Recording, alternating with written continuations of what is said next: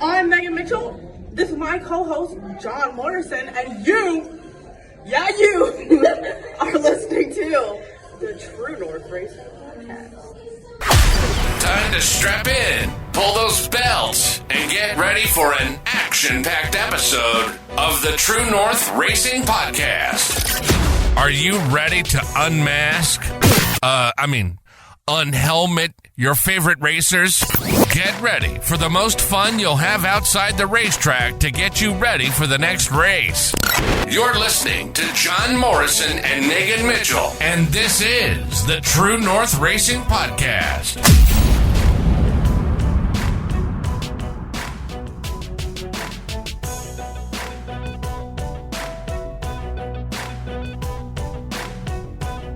There we go. All right, guys, welcome back to the True North Racing Podcast. I'm your host, John Morrison, and if you guys are seeing us around on YouTube right now, you have noticed that that's not Megan Mitchell sitting across from me here. That is one of the co-hosts of Stickers and Scuffs, and of course, the host of the Pinty's Hour on G-Force, Cam K. Cam, how are you, man? I'm great. Thank you so much, Jomo. Glad to be here. Well, thank you for filling in for Megan Mitchell, who's unfortunately feeling under the weather. We hope you feel better soon here, Megan. We had Cam on before as a guest of the show, but this time he's coming on as a co-host. We got a great lineup tonight. We have Tyler Hawn coming on the show. We're going to talk to him about how he got involved in racing. Of course, we're going to talk to him about the super late model days, the Oscar Hot Rod days, and why he chose to go to a super stock. There's a lot of questions in there that we can obviously ask him.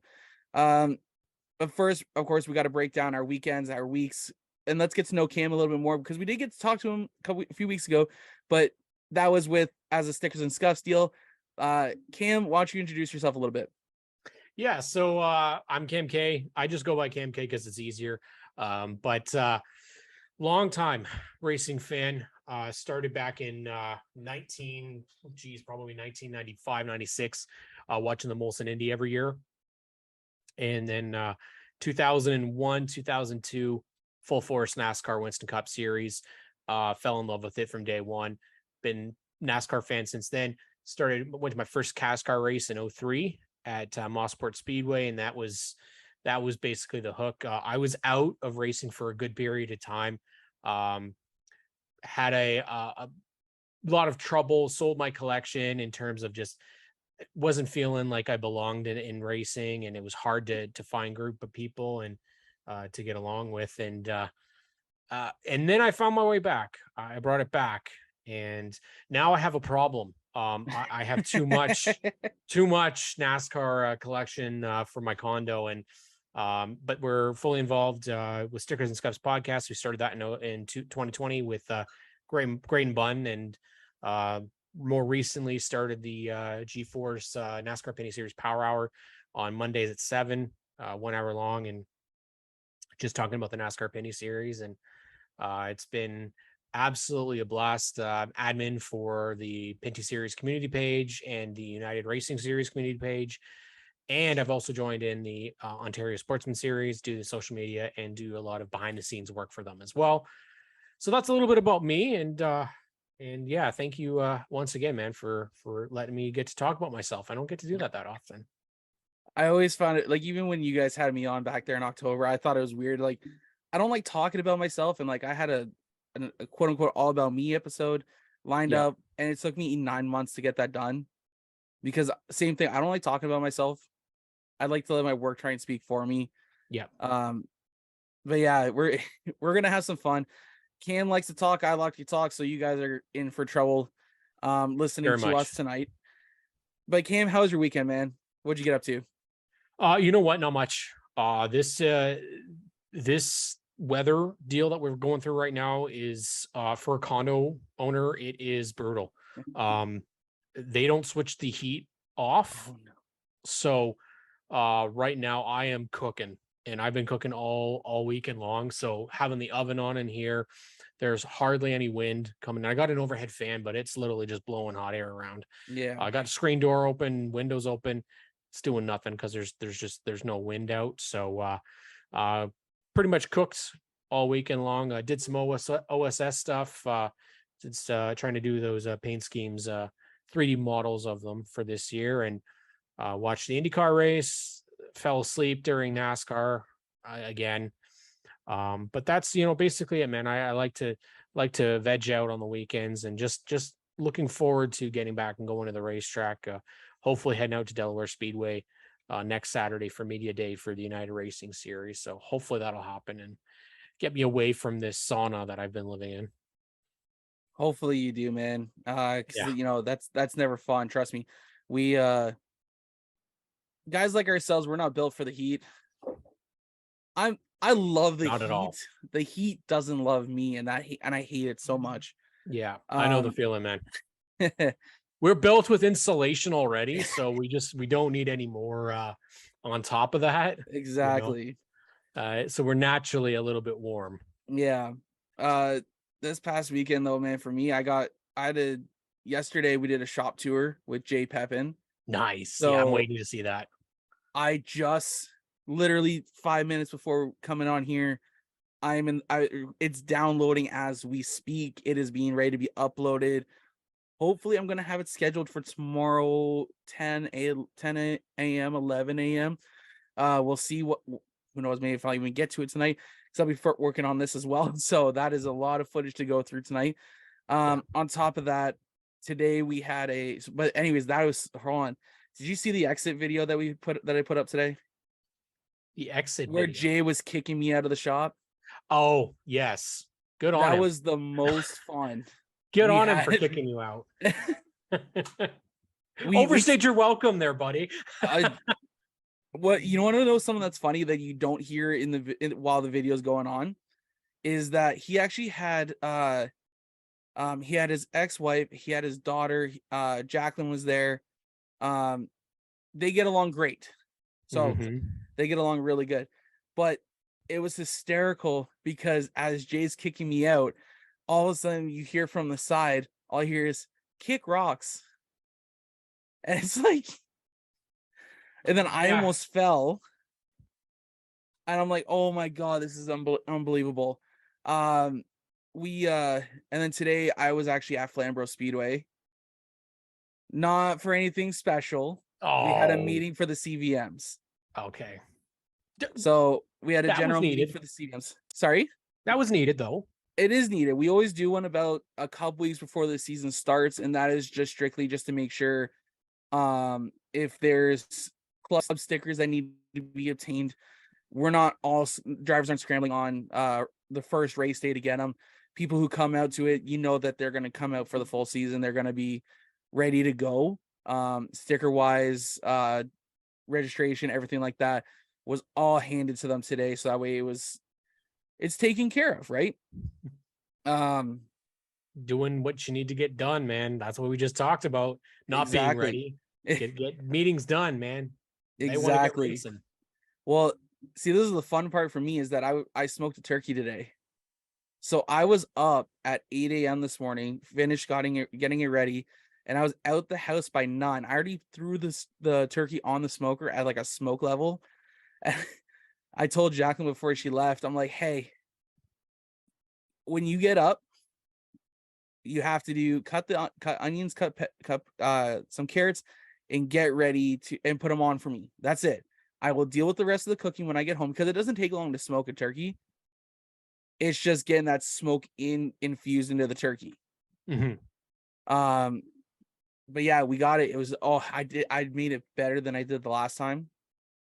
So like experience, man. I'm getting better. I had brisket last weekend. I saw that. Yes. Oh, it's so good. A little chewy. So not my best. Not it was my first try. So I'm gonna get better. Jacqueline's father already wants me to make more brisket. Perfect. Because he wasn't here when we had it. So I'm sure he wants me to make a brisket. Because I thought I did a really good job on it. Like some areas was chewy, but like some areas were perfect. So again, it's all learning. And that's just like anything in life. You got to learn. You're never going to be perfect. You got to keep getting better at it. Absolutely. You better be having smoked meats at the racetrack, buddy. Oh, that's not having. That'd be too much work. I already got too much on my plate. Oh, come on. That ain't so bad. Oh, I just wish. Delivering smoked meat to all the CVM drivers. Jomo's Smokehouse coming up next. Come on, dude. Get Dude, rid of got the flam burgers and then add in the Jomo Smokehouse right beside it. Makes a pretty good coin. I mean, I probably would, because I mean Maryville does pretty good with theirs, and it's really good. It's real. I've been down there. It's a little jaunt for me to go down to Niagara, which I hate. It's an hour and a half still, but still just a jaunt for me. We got like I said, we have a great lineup. We got Tyler Hawn coming in. Before we do get that though, I do have to go over some Joe Media stuff, some CVM stuff. So we're gonna quickly run over that. On the Joe Media side, we are preparing for a great season on our end. May 6th, I will be at Flamborough Speedway with Scott Tonelli in the CVM. He is one of our drivers who has a vlog this year on our channel.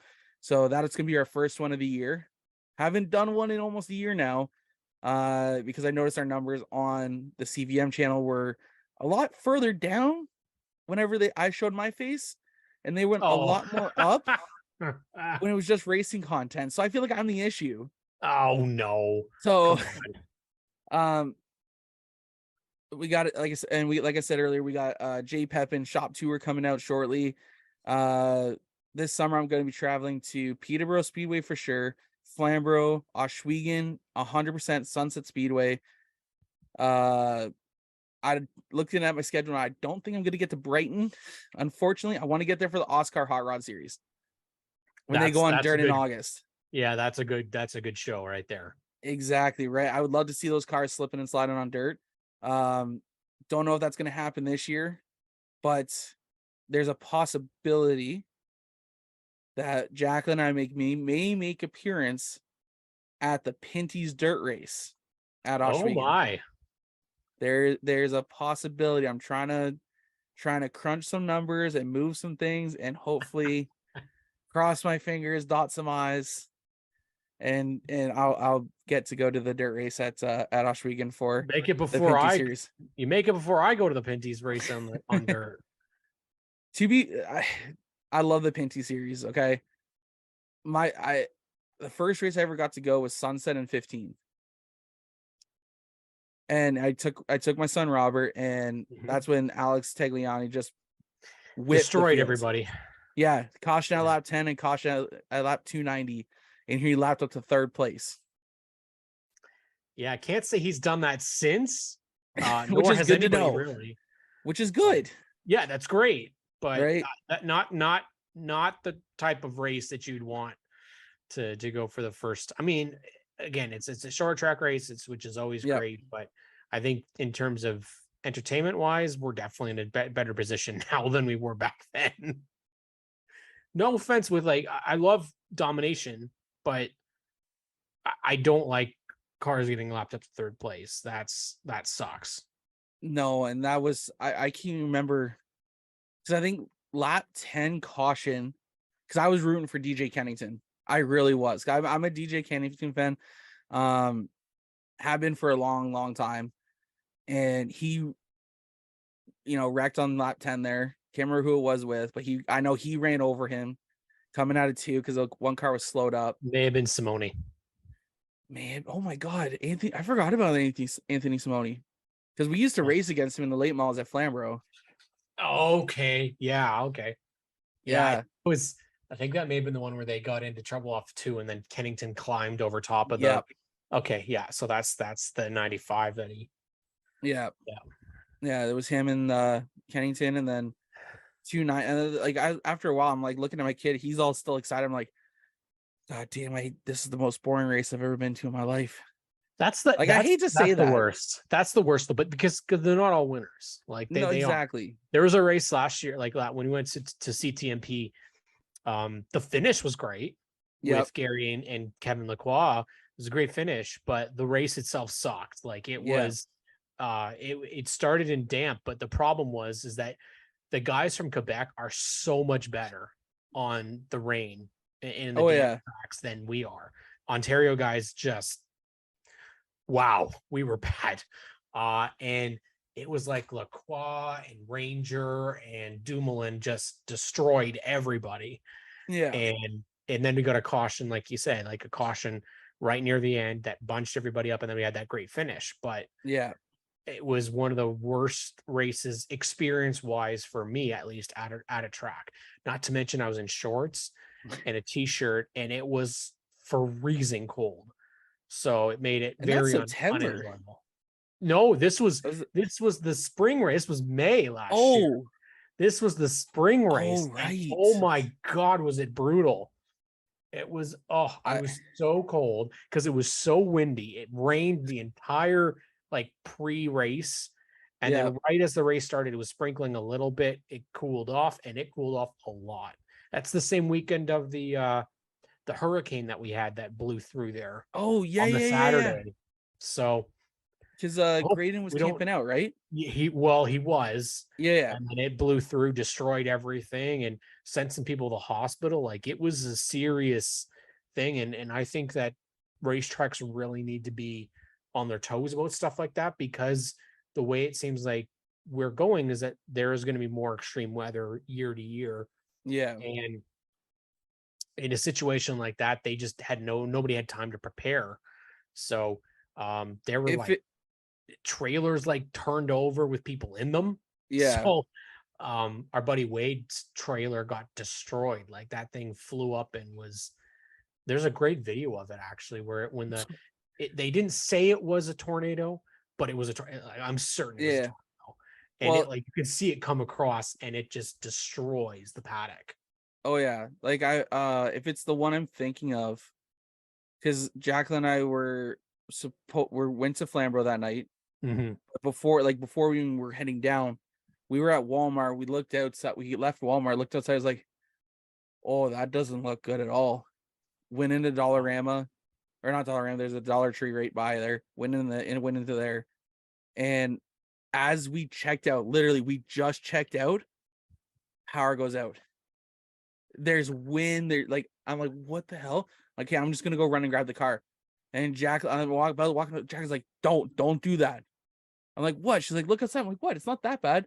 Next thing you know, just wind and rain, and just was everything sliding through it. And we're like, holy crap.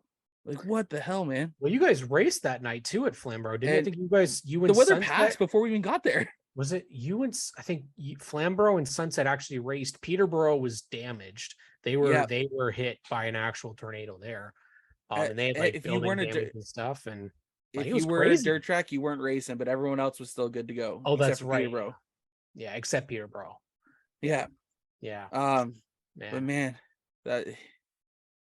none of that crazy. This year, please. None of that. Yeah, none of that. We don't need any of that. We just had a rainstorm pass through here. And just before, I think it was just after dinner, I went outside real quick to grab something, looked up something, like, oh, that looks like rain. Let's get all the stuff inside. Yeah. That's probably a good idea. It was. We got it all in. I went downstairs to grab my trusty Dr. Pepper before the show, and looked outside. I'm like, oh, look at that, it's raining. I was right. We need it after the last couple days. But anyways, man, we got Tyler Hawn in our waiting room right now. So we're going to have a quick word from our presenting sponsor, Vision 20 Editing, and then we're going to bring in Tyler Hawn. Awesome. You're diving into Vision 20 Editing. New company with their services providing video editing to get your video perfect and exactly the way you guys are looking for. They also do audio mastering, where they're going to take your audio and make it crisp and clear. They're bringing your vision to life. That is right. At Vision 20 Editing, we want to make sure that your vision comes to life in the way you want it. Find us on Facebook and Instagram at Vision 20 Studios. Now let's get back to the True North Racing Podcast. All right, guys, joining us this week on the True North Racing Podcast, we have the driver number 2 Superstock, Tyler Hawn. Tyler, how are you, man? Not too bad. How about yourself? I'm doing really well, thank you. Welcome to the show. How's your off-season been going? First of all, how's your off-season been going? It's been going okay. I had some surgery there at the end of April, so just recovering. Been a late start working on the car, but it is what it is. So, That's all right. Off seasons, they're almost done now, so it doesn't really matter now that you got it all sorted, right? Well, usually we like to have our stuff stripped and all that stuff, like completely stripped down to nothing. That's one big thing with our team is we're all about preventative maintenance, and it's just been a long winter. So we finally got the car out of storage now, and then I'm actually at the shop right now. I'm in the truck because I have no service in the shop. So, but yeah, we just got a few small things to do to the car. This year we're changing it up a bit. My brother's going to run the super stock. That's for specials because I need him to get out of these. I need him to get out of these little cars, right? So, but his TQs is almost they're the one's almost ready. The brand new one's close to being ready. And then we're gonna skin the super stock for. I think he wants to run Delaware a couple times and Peterborough. He loves Peterborough. We had him running it at Fall Colors there, so he did really well. He surprised me. I'm so proud of him. So we're gonna let him keep carrying on with that a little bit, and we'll see what happens. So usually I go into that's the later portion of the show when we find out what your plans are. No. Because now you just made me retract everything I just said to introduce you into the show. Sorry, man. Because I say you're the driver. Now you're saying that your brother's driving. And I'm like, okay, what? Yeah. So you got the wrong Hawn, man. Apparently. yeah, exactly. Here I am thinking Tyler's running. No. Yeah. So anyway, so what are your plans for 2023 then? Are you going to be behind the wheel of super stock? Or what are you going to be running? Well, I like to get in the super stock again. It's a fun car to drive. We had issues with it. We finally figured it out at the end of the season. So, but my plan, as of right now, was to run for an Oscar Hot Rod Championship again. Nice. And then we want to, I plan on running the Zardo race at Sunset for sure. Because Zardo's and my family go way back.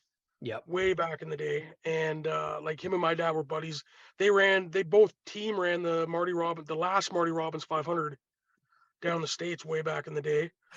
So I want to run that for him. And then on any off nights where my brother's not racing, then I'll pick up a night at Sunset. And then maybe I'll hop in the super stock. We'll see what happens, That's awesome. I love hearing that. But actually, that's going to bring us into our next part here is you're setting me up so good right here. Like, I love this. This is perfect because you just told us about there that how your family and Zara's family go way back. So that means, you've been involved in racing for a very, very long time. How did you get your start? And tell us your story. So I'll kind of go back a little further than that. My dad started racing in '67 at Pinecrest and all those places. He traveled all over the place, like with Biederman and all those guys. And back in the day, he even worked at the C&E, and he became buddies with Jim Hallahan. And then he started helping Jim Hallahan. And then my grandfather bought my dad his first car, and then it just went from there. So Dad was running up at Barrie Speedway, and I started showing interest, and then they started the 4-cylinder class. So then we figured that would be a good spot for me to start. We ran that for a few years, and then hopped right into his limited late, and then went from there for a couple years, and then we went into the super late, and we just gone from there. It's amazing how quickly it takes over. Obviously, being with a racing family, we always wonder whether or not it was ever a question if you were going to get into racing or not. Was it ever a question for you, Tyler? Was it as soon as you saw your dad racing, it was, I have to do that too? It's kind of hard to think back how my feelings was towards it. I just think one day he said to me, maybe you want to try. I'm like, sure, let's give it. So he ran the late model for a few years while I was in super stock, and we had a lot of fun. And then he just wanted to retire. I wanted to go up a couple classes, we were going to try the Thunder car at the time. And then he said, well, let's just get into the limited late, see how you do. And just went from there. I honestly, probably from the get-go, he's like, I want to have boys because I need them racing. But to be There you honest, go. if my parents had any girls, they'd probably be racing too, to be honest. Yeah, probably. It's in the family, man. That's all we've known for our whole lives. It's such a similar story because we hear this with the Zardos, we hear it with the Shepherds, you hear it with all these racing families, that it just continues down the generational line. It's one of the most fascinating things, because I think everybody thinks about racers. Oh, you think about the Earnhardts. Yeah, we'll think about them. Yeah. But the Pettys, we have it here too, and it's fascinating to hear the histories. Oh yeah. Yeah. And it's just, I wish he was still around. I wish I got more recordings and stuff, from him about the history and all that. Like he had the best stories, Yeah, That's I love this. that's I what's love good to it. hear. I love hearing this, because one of those things about it is that the history, a lot of it here isn't, I don't feel it's recorded. It's like you said, it's not written.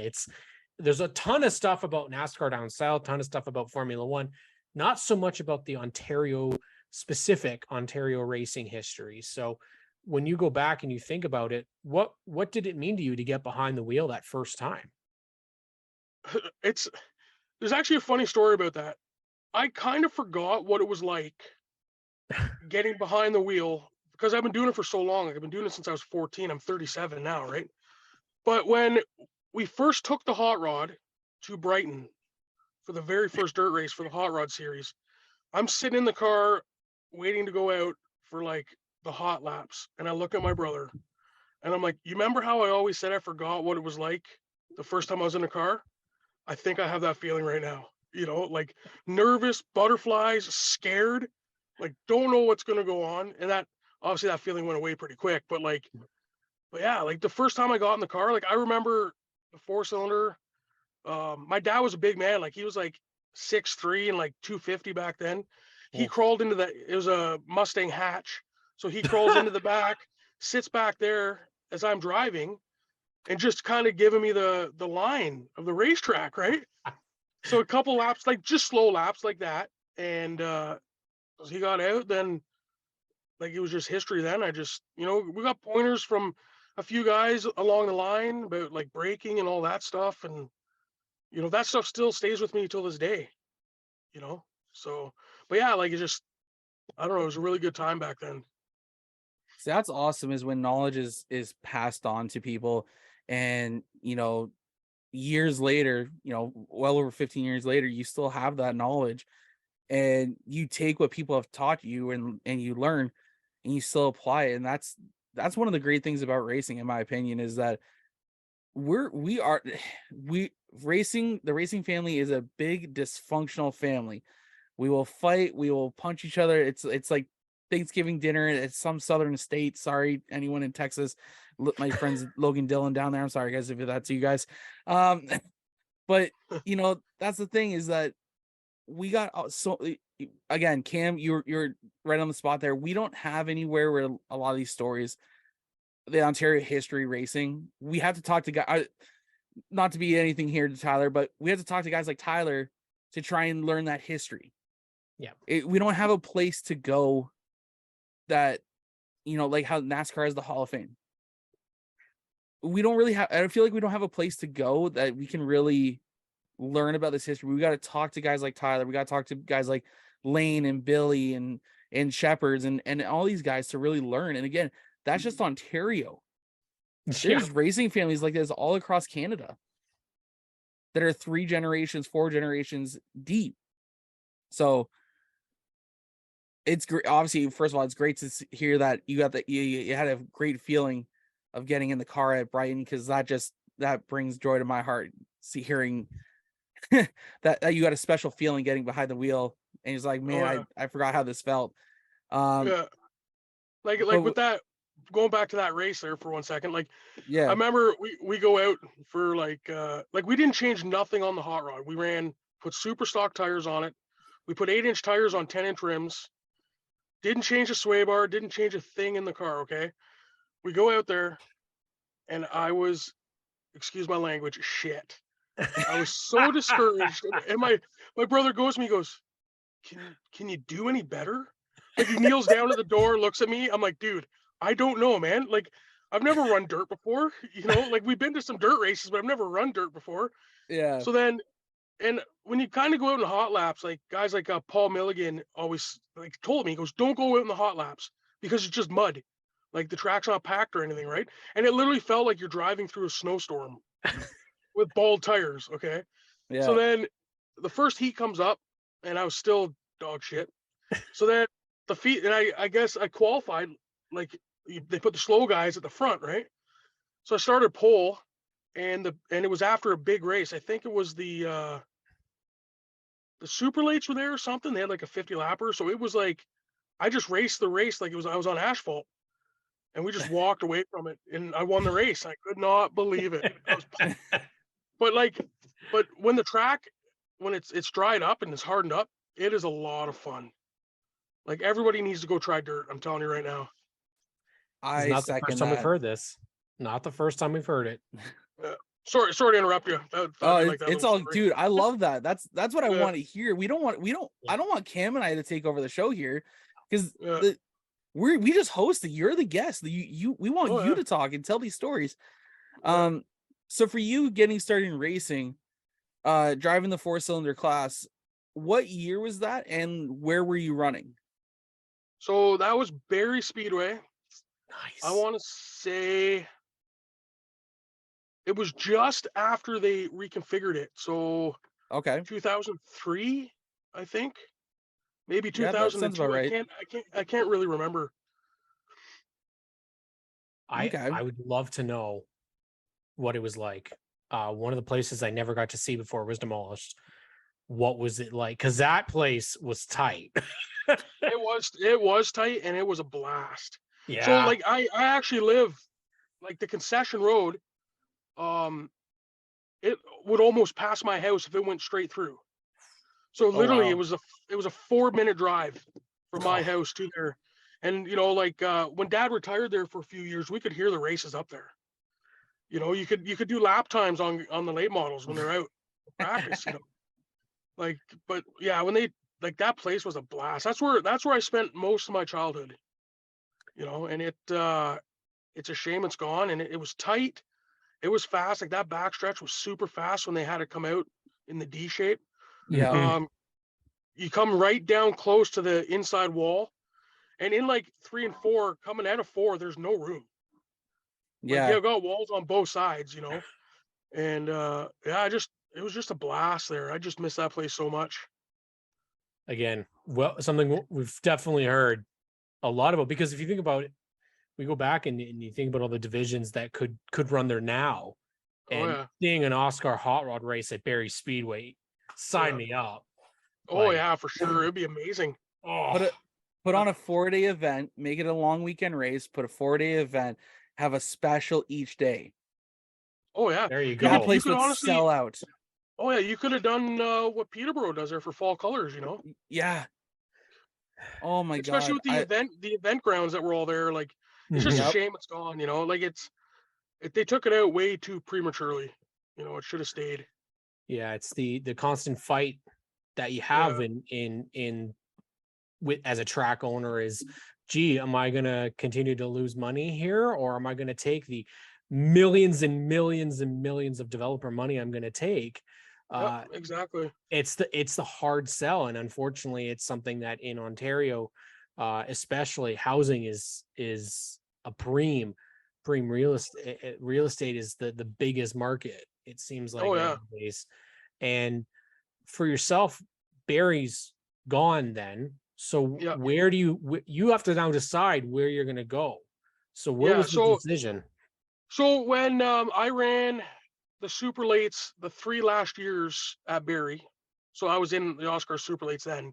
Okay. So we've been traveling ever since. Okay. And then we did the super stock last year at Sunset, which was, it was nice. It was nice not to travel. Mhm. But the thing is I feel that you gain more skill adapting to different racetracks. Yeah. And like some people are like, oh, I hate this racetrack. Well, you got to go to those races so you don't hate that racetrack anymore. Like I used to hate Sauble, but we're fast. Like I'm fast at Sobel, so like I don't hate it anymore. One place that I have terrible luck at is Delaware. I don't I blame wrote you. this. Yeah, I wrote the super late off there the 1 year. And then both times I've gone with the hot rod, there's been brake issues. You know what I mean? So like, Yeah. like I need redemption there, and it's gonna happen this year. You know. So I mean, with the So- amount of work it sounds like you guys put into your cars, and first of all, was it like before 2020, or was it like 20 when you unveiled your Oscar hot rod and you guys took it to some like spots in Toronto? oh yeah, no, that was the COVID year when everything was shut down. Yes. Yeah, that was. Cam, a did you ever cool see ordeal those right there. photos? Yeah, they're awesome. Dude, oh, Tyler, Yeah. do you guys have each other on Facebook? Because Tyler, Yeah. you need to Yeah. send those photos over. Oh yeah, I will for sure. Because Cam, I swear to God, man, like I got goosebumps. Like you guys unveiling that car, Yeah. perfectly done. Like that is what a car unveilment should be. You Oh yeah. teased us all winter Yeah. about what the damn car is gonna look like, Yeah. and then you take it to like one of probably the most iconic, in my opinion, it would be an iconic photo Oh yeah. of a race car in that- city streets. Yeah. So that was actually worked out perfect. So we've all been downtown Toronto. We all know what Yep. it's like down there. So we Yep. went down there. It was when COVID first happened. Everything Yeah. was shut down. Downtown Toronto was a ghost town. Yes, it was. No one was out.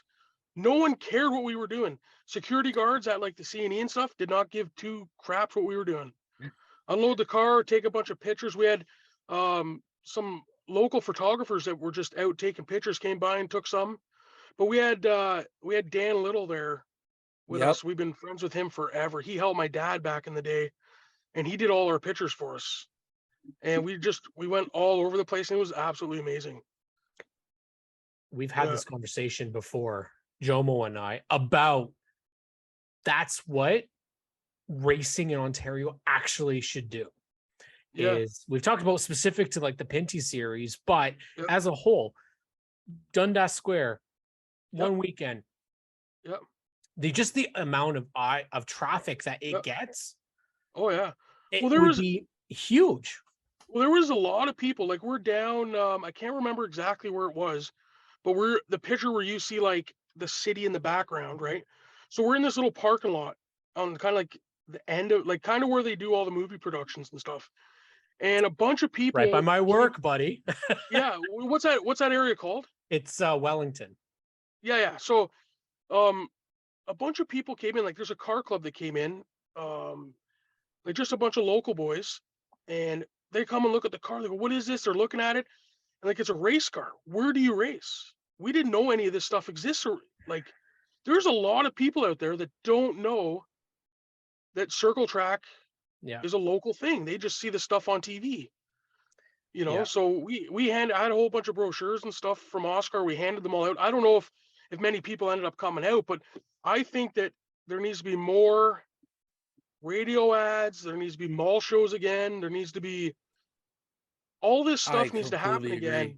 You know, like even like you got to get the kids involved, like coloring books and all the stuff that used to be around when we were kids. Like Barrie Speedway used to have a train, so they have all these cabooses that would hook to a pickup truck, and everybody What? from the stands, everybody in the stands would get in this like a tram, like they have them at NASCAR in the States, and Yeah. the truck would go around the racetrack once, come down Brilliant. through the pits, and then back on, and then drop them all off back in the Yeah, stands. like a ride along.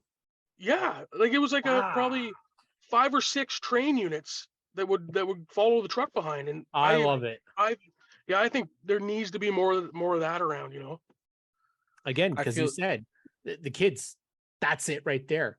Yeah, I Yeah. think when racing was really big, when we talked about this, John, when we talked about diecast, how big that got us into motorsports, because it was everywhere. You could buy it everywhere. yeah, And right? how much It debt was. has that put us in? Well, yes, but yeah. still, that's a great point. But they had cast car diecast. So Yeah. they I got two of them had- back there. Yeah, you had Canadian merch being made. So Yep. that's one of the things that is missing. How Yeah. well did that Gary Elliott car do this year? Because he made yeah. a die cast and people were Yeah. like, oh my God, this is awesome. Yeah. Yeah, Oh, yeah. exactly. It's unfortunate because what we all went through. It seems like we had this amazing early 2000s and then this like mid 2010s after the recession in 2008.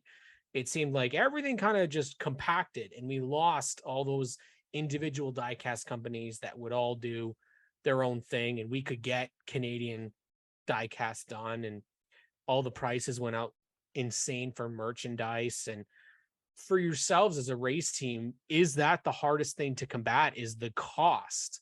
Because we've heard from different people from all levels, from Pinties all the way to bone stocks.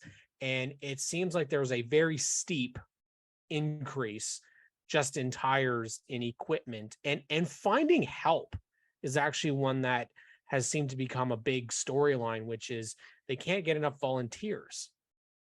Yeah, like it's so the cost thing for clothing and stuff, like you got people out there that will make clothing custom order for you. But the problem is like minimum orders, like you order more, the cheaper it is.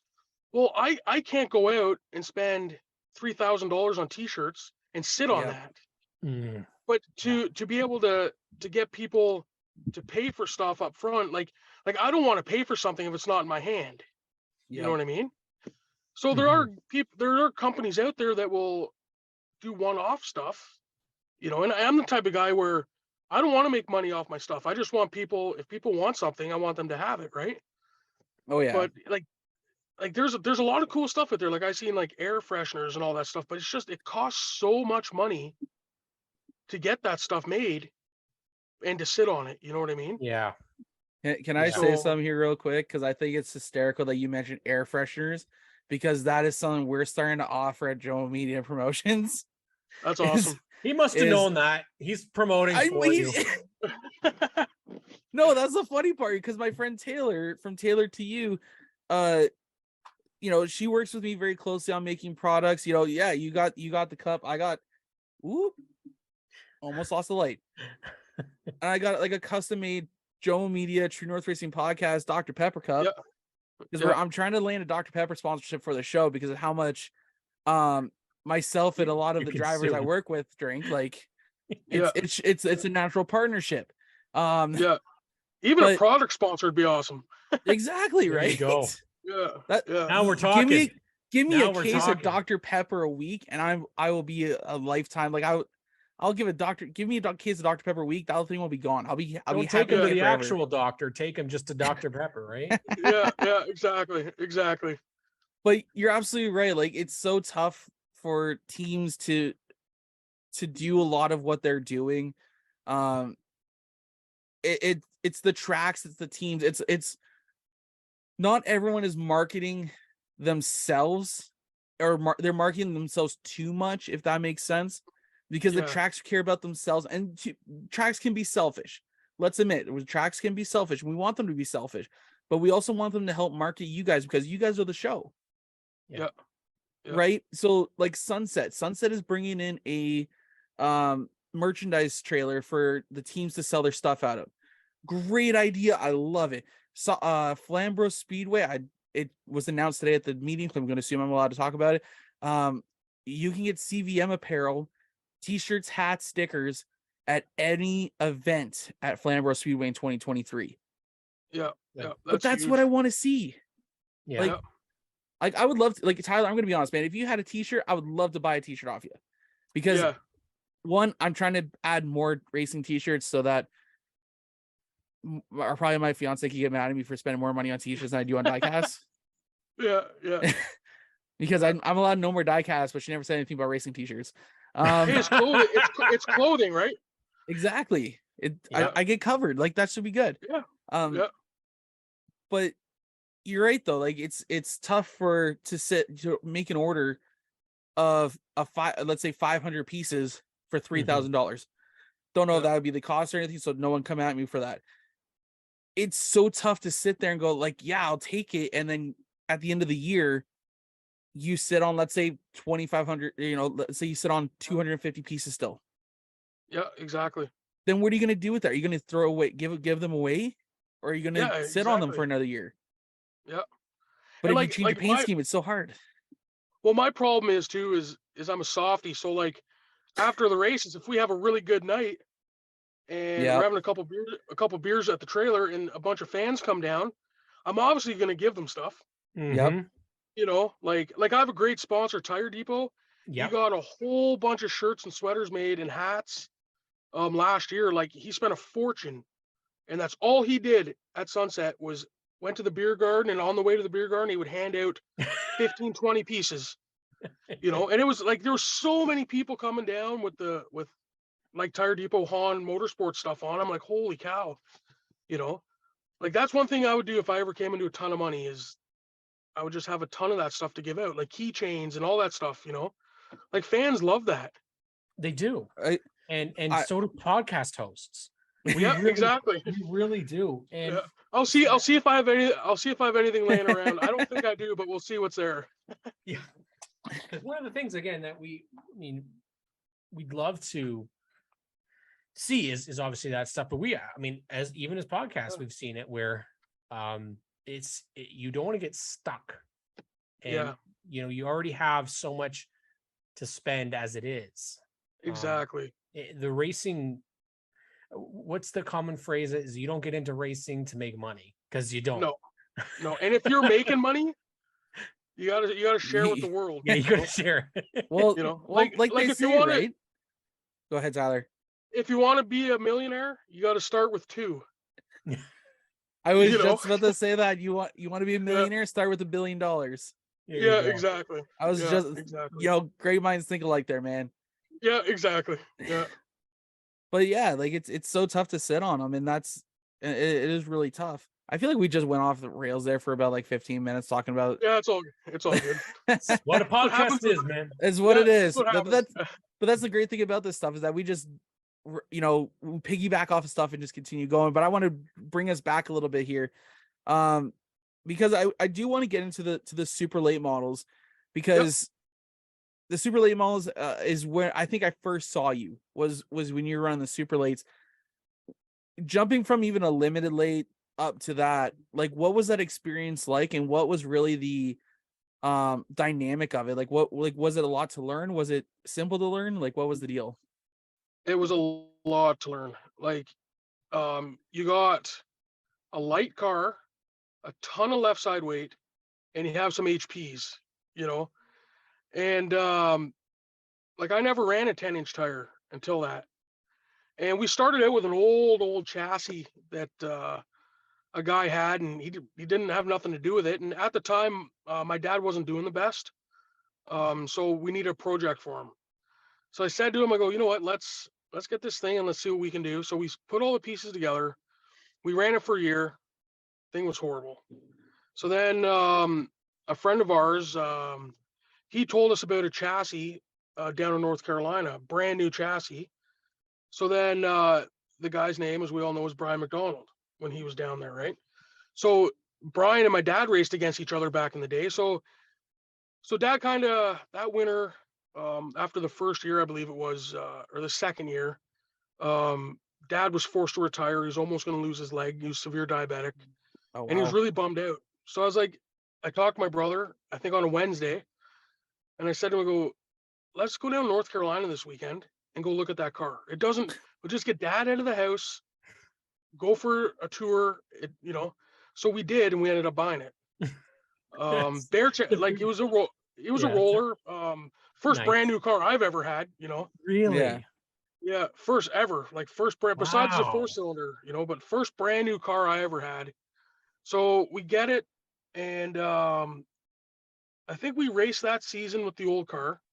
Then in the fall, Brian was moving back up to Canada. So I said to Brian, I go, well, how about I come down, pick the car up, and I'll help you move home.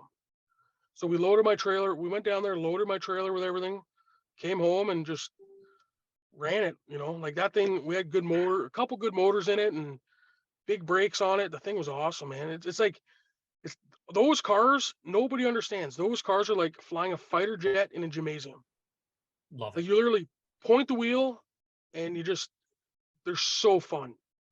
Oh yeah. Like just so much fun. Now I see them whenever they come to Flamborough, obviously, because a lot of times whenever I was there, you guys were running as well. You guys always put on a hell of a show. I swear to God, like with how much I heard, like it's just I was like, oh, like what's so different about these cars compared to a late model at the time? Because I was crewing for David Elliott at the time. Yeah. And my stepdad, who's at asking, he goes, it's 10-inch tires, a lot bigger brakes, a lot more horsepower, and stupid amount of downforce. Yep. And I'm watching you guys lap after lap, and I'm just like, even I think you guys ran 50 or 100 laps or something like that, or 75 even. They would go by like that. Yeah. I swear to God, like some of the cleanest racings I've ever watched were from you guys. It's incredible.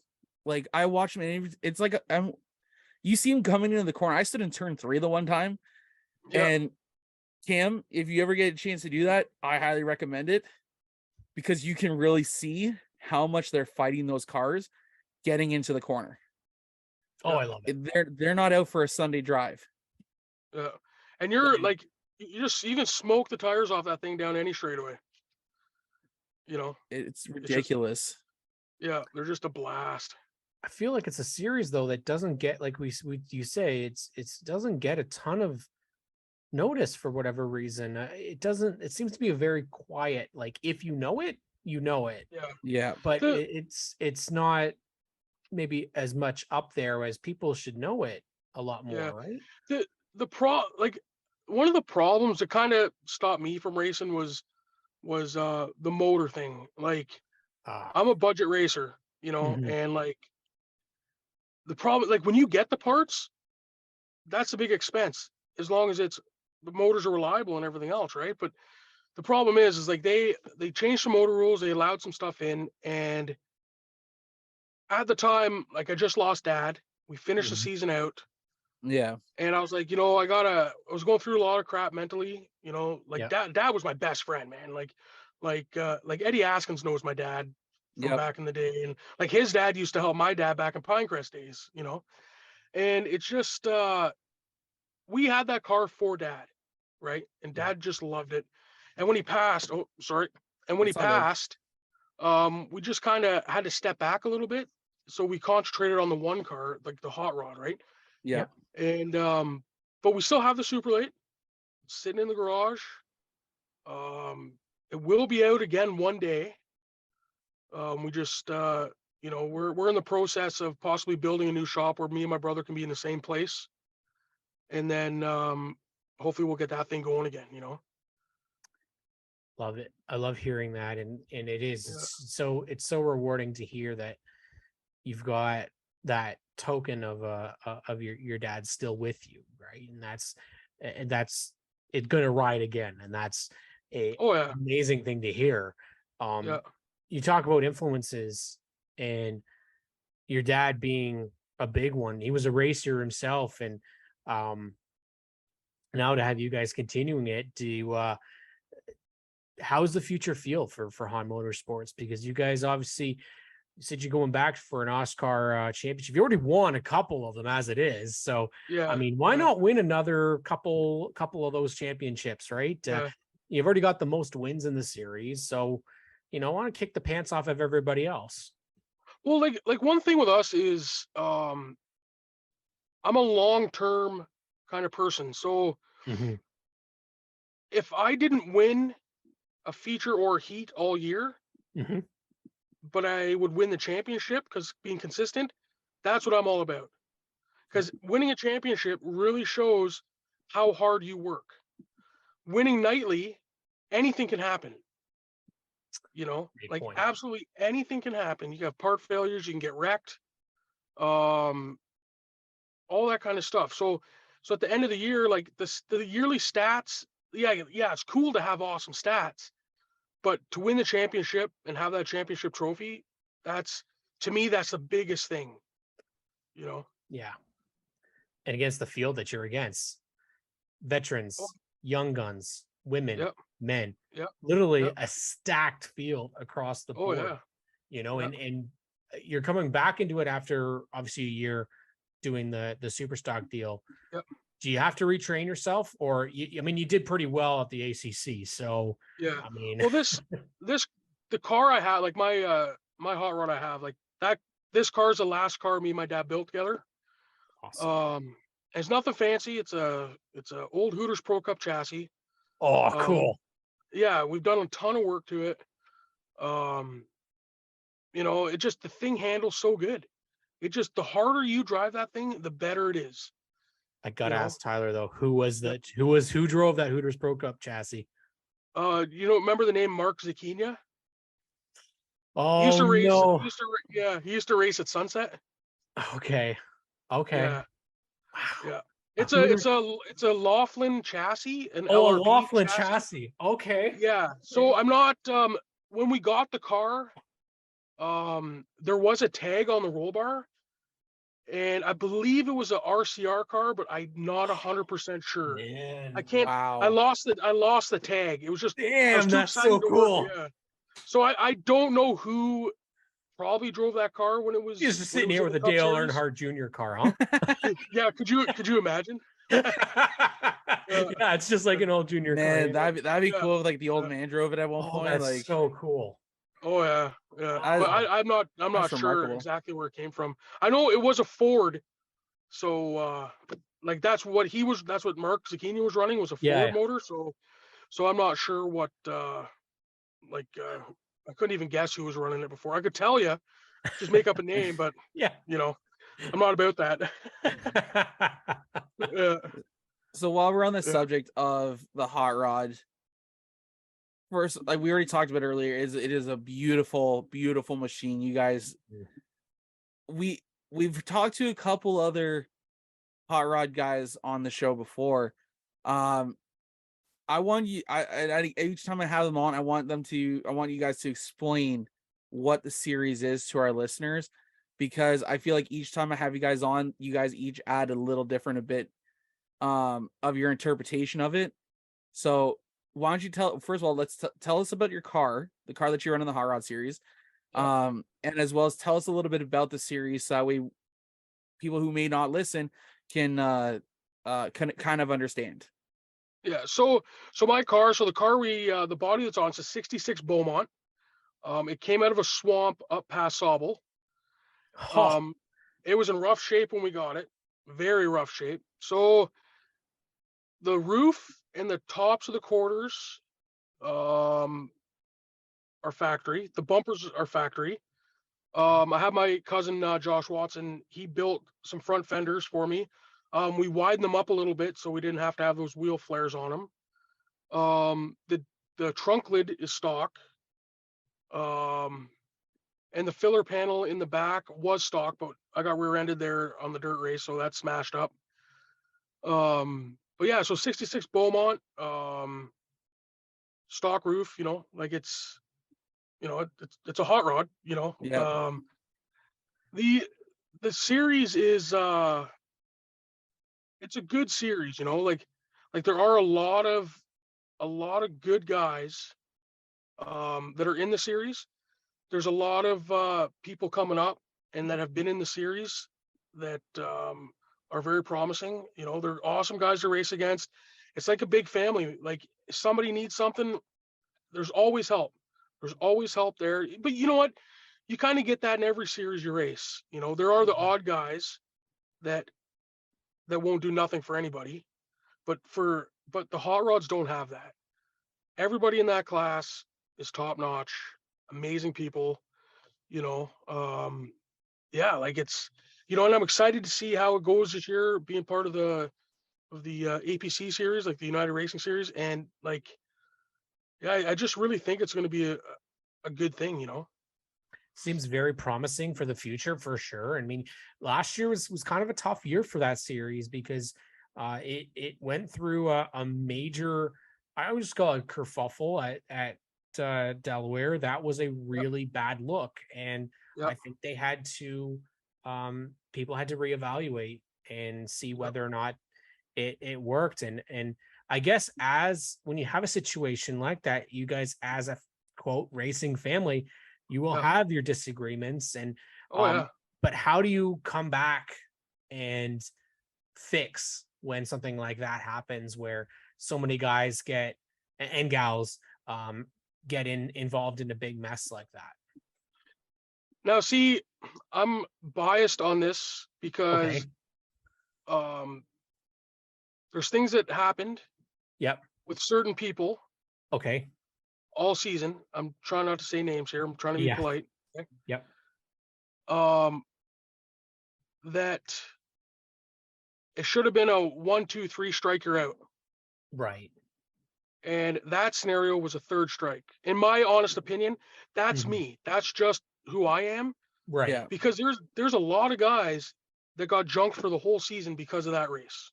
Yes. Okay. And that was right near the beginning of the season for that division at the time, right? Yeah, it was. I remember I was at Salbo with my brother that race. Yeah. And I was watching it on my phone, and I seen that wreck happen, and I lost my mind.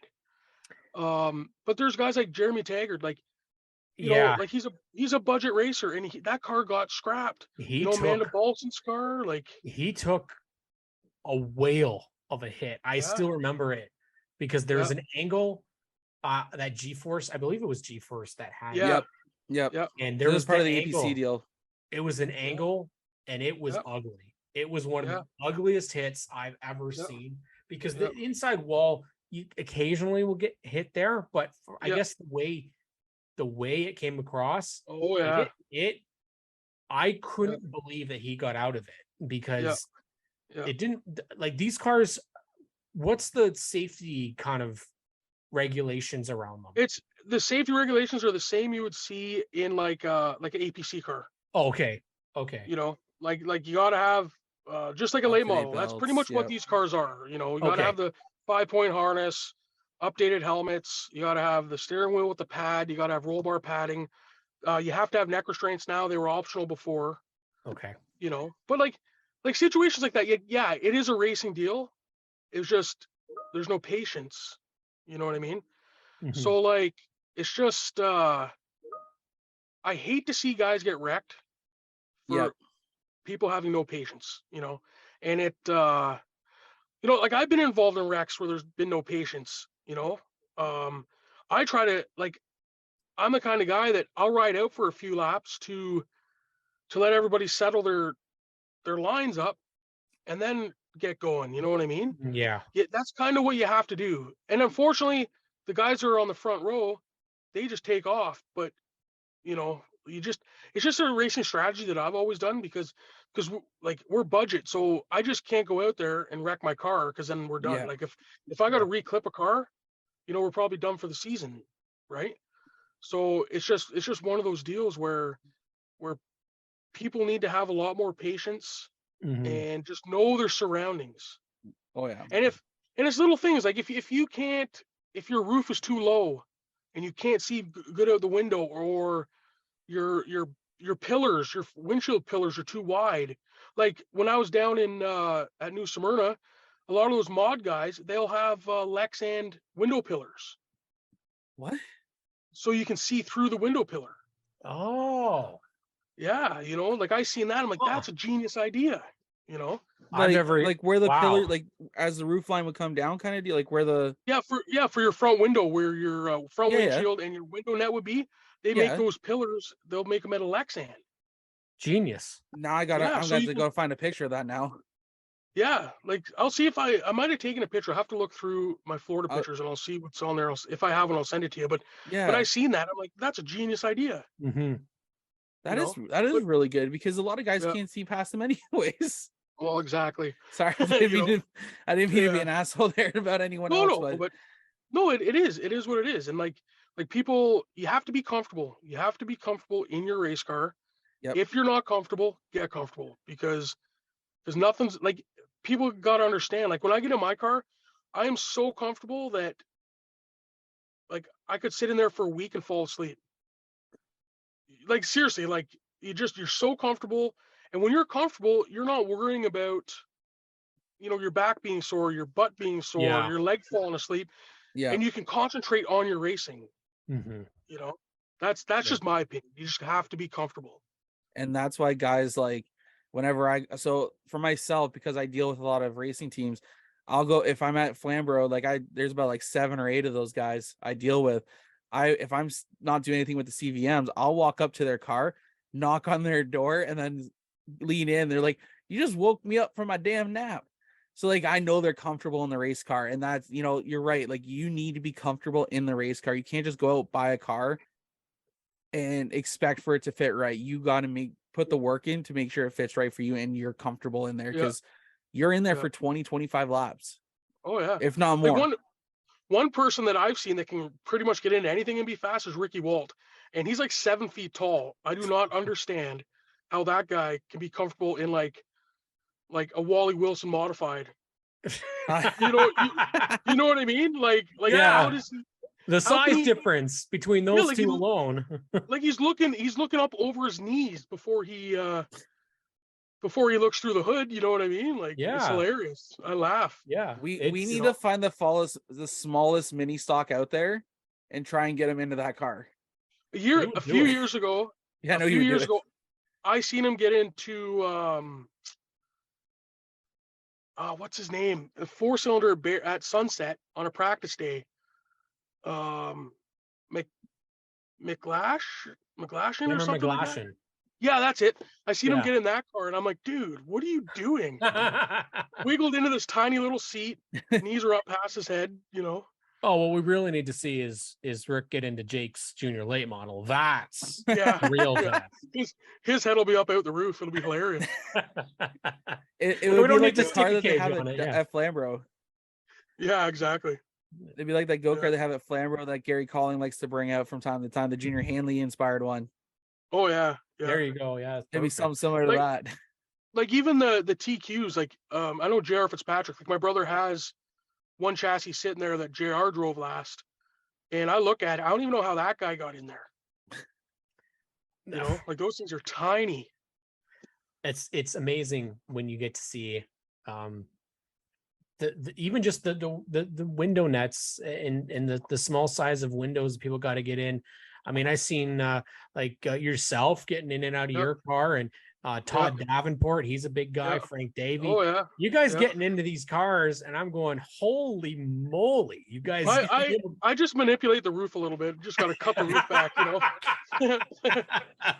Or on the super late, like you can set the roof over a bit.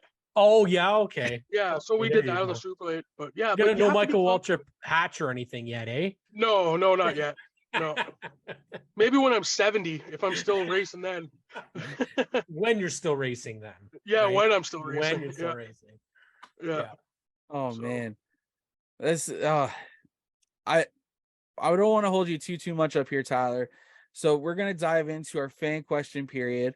Sure. As you saw earlier today, we put out there on social media that you were joining us tonight on the program. We got some questions for you. You ready to answer them? Yeah, for sure. All right. First up, I'm gonna let Kim ask his questions because he submitted a couple on our Facebook post earlier I today. did. Yes, you did. I been a submitted long one, day, I'm eh? pretty sure, but I think my question really, Tyler, was the switch going to a from the Oscar Hot Rod to the Superstock. How difficult of change was that? And then of the two of them, which one do you actually prefer? So it wasn't really a big change. No way. They're kind of pretty close in weight. The body's a little different because you like with the Superstock body, you can't see as much. Like the nose is longer. And it's a leaf spring car. So it took a learning curve, and then we finally figured out a bunch of setup issues that it had, and then it finally turned on, But the big thing with that is like, so in the hot rod we run used tires, and unlimited used tires. So you could put, if you have like 5 sets of tires, you can rotate those tires through the season, right? But with the super stock on like a Saturday night special or a Saturday night racing at like Sunset, you got to play a tire game. So like and it's been years and years since we've ever done that. So what we would do is you save your tire tickets so you can bolt on 4 new ones. You know what I mean? So like and those tires burn up pretty quick. So, you know, it was a big learning curve, you know. So we're going back to the hot rod because it's a little bit less stress for me. But we're still going to be having the super stock no matter what. Like, we're still going to be doing lots of work with that. It's actually coming in the shop probably within the next couple weeks. We'll get that thing going again. And and then my opinion is I like the hot rod better because it's just drivability is so nice. Yeah. And I'm a lot more comfortable in that car. Back to the comfort thing. Like the super stock I'm comfortable in, but the hot rod I'm just so much more comfortable in. And the viewing area is so much more. You get a nice breeze in the windows when you're racing, not like the super stock where there's no air that comes inside. It's just stuff like that, you know, like it's all where you're confident, but I would have no problem hopping in that super stock tomorrow and going and running it. Perfect. Yeah. All right. And that's going to kick off our fan question period.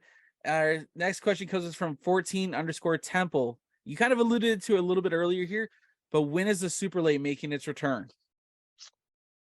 We got to concentrate on some shop space first. Yep. But I would say it's not in the cards this winter or this summer at all. But I would like to pull her into the shop maybe in the wintertime, and we can assess, you know, what we got to do and get a body on it. And so maybe next year we'll get. I don't know if I'll go out in it. I don't know if my brother will go out in it. You know, he used to rip me apart pretty good racing it, and like just telling me to stop being a wuss and all this other stuff. So I'd like to see him try to wheel that thing in a race and see exactly what I'm talking about. You know what I mean? So yeah. But yeah, I don't know. Like it's definitely on the table. We just got our priorities first. My brother he's going for a championship this year in the TQs. He needs to secure that. And then I'm not sure what we're going to do next year 100%. All right. Our next question comes to us from Ian Henwood 849 on Instagram. He goes, "What is your favorite racetrack in Ontario?" Ooh. That's a hard question because I can't put it on one racetrack. You know, we'll just talk about the racetracks. Like one of my favorites was obviously Jukasa.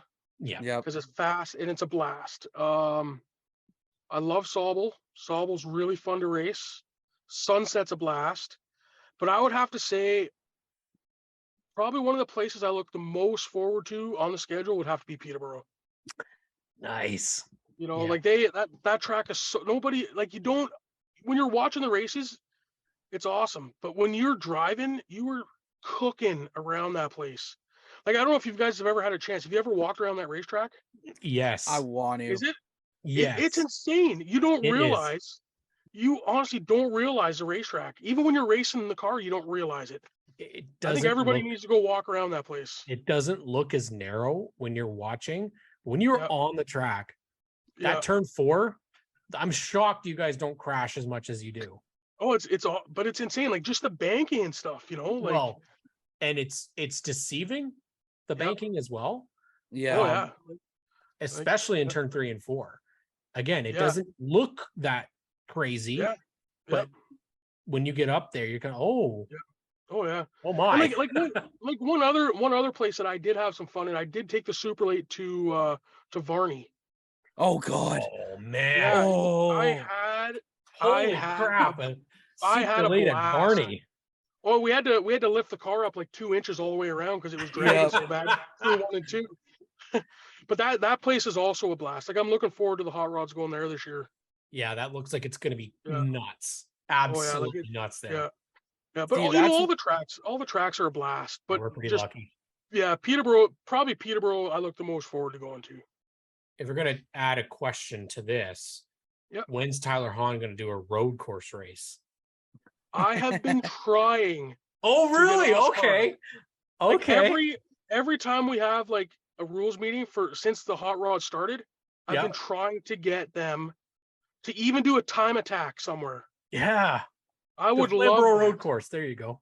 Yeah, and I would even do it. That Like I got yourself? the dual handle shifter in my car. I would even do it with that. I don't even care. You know what I mean? Perfect. Like I just think it would be an absolute blast. Yeah. Yeah, I agree with that. absolute blast. I want to touch on the Varney with the super late because I've watched numerous races there, and going through 3 and 4, Mm. you have to enter so high into 3 just to get a good exit coming out of 4. Oh yeah, yeah. And I can just only imagine like the pucker factor coming out of 4. You have to wait till the car's almost straight to get on it because you Yeah, run such a high gear. because Yeah. I don't know if Cam's heard this story, but I was there when Kyle Stackley bodied the right side of his car up against turn 4. I Yeah. didn't see it. I heard it, and I was at the very back pits at Yeah. Varney, so like I was nowhere near the track. Yeah, We ran over, and they're like, "Oh, it was just a junior late model smacking the wall." yeah. It's Holy like I crap. ducked when I heard it because I Oh, thought yeah. it was a bomb just fell on us. Yeah. Well, you get so like you get slung like slingshotted around 1 Oh, and yeah. 2. You come barreling down that backstretch, and you got to be on those binders hard coming because you come down a hill, Yeah.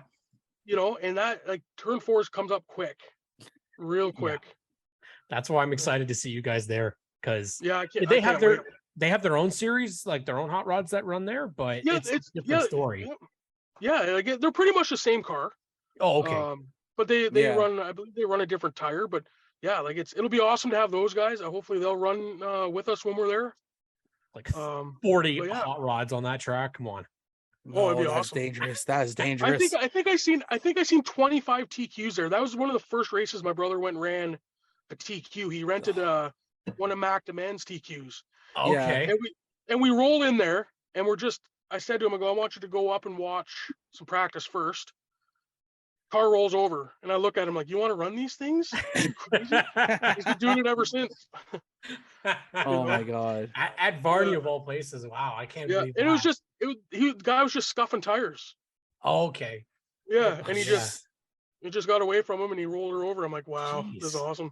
That's nuts. Yeah. Our next question comes to us from William_Trillium, and he goes, "What has been the biggest moment of your career?" Oh man,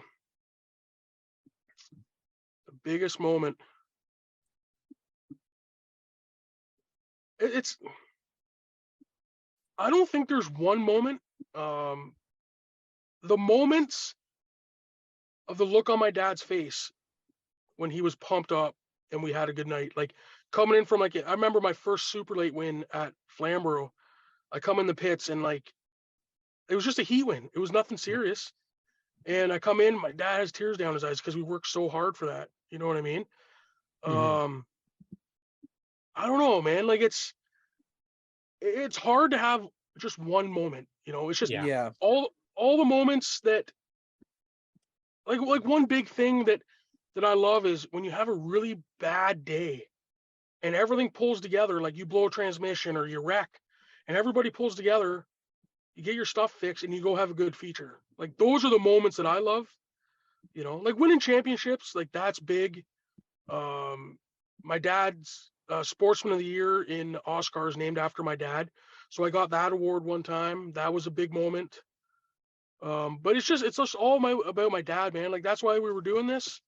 So all the moments where dad had that smile on his face, that's what made it all worth it, you know. But actually, no, actually, it comes to my mind now. I won a feature at Fall Colors, and my brother won his feature at Fall Colors, and I think we've been the only brothers to win our championships at Fall Colors because he was in the Pro Midget and I was in the Hot Rod. Wow. Yeah, that was a big moment too. That would be definitely. Yeah, that was a good one. Our last question, I had to say the best one for last, and this is one of those ones I didn't even think about today before entering the conversation, before I even looked at the questions that came in. This wasn't even one I thought of. J.R. Fitzpatrick goes, "We all know how good and tough of a racer your race car driver your father was. Tell us how the conversation started on when it was your time to begin racing, and how was he in terms of teaching you to drive and work on your cars?"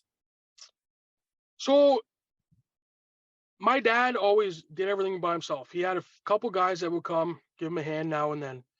So I bet you 5 years old, I was in the garage every night with my dad, learning everything, welding and all that stuff. So since then, I've always been learning and working on the cars. My dad was a very quiet person. So it was kind of like I watched him for so many years. Like I told you before about him getting in the back of the 4-cylinder, showing me a Yep. line, and then he would encourage me every single time I got out of the car. Like, try this, go a little harder into the corner, don't go so hard in the corner. This is what tire pressures do. Like he taught me all that stuff, and like he was never a big guy to open up a parts book and order parts. He always made everything. Wow. So 99% of the stuff on our cars we've built, and he's always been there, always encouraged, always gave advice. He'd even hop in the car when he was able to and take her out and blow my lap times away after not being in the car for a year. You know what I mean? Like that's a good question. And it's just everything as time has gone on, it's just we've gained all his knowledge. Even my brother, my brother was in there in the garage with me. We'd always be the poor buggers that would have to go head first into the footwell to adjust the brakes and all that kind of stuff, or bleed the brakes when we were little, and all that kind of stuff. Like he taught us everything he possibly knew about racing since day one. Perfect. And that's what I love to hear, man. Like it starts with our parents, and that's how a lot of the addictions really do get started for family lineage drivers like yourselves. You learn everything about racing from your parents, and we're seeing that.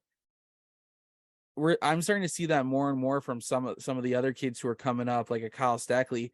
Yep. I talked to him. He's one of those guys who'd rather almost be in the shop working on the cars to understand everything about it than really racing. And same thing with Jaden Chapman, his kid. Yep. I don't know if you guys saw the Facebook post they made today where they couldn't find his son. Yeah. It turns out he was in the back of the race car cleaning it up. Oh yeah, like it's huge, man. Like having kids involved, and even like I'll see like a new team come out, 4-cylinders, or if I see a team struggling or whatever, I'm really bad for going down and helping, giving advice, parts, all that kind of stuff to help these people get along, because nothing is worse than getting discouraged. Yeah. Because that's when people quit. And the thing about racing is it teaches you life values of never give up. Oh yeah.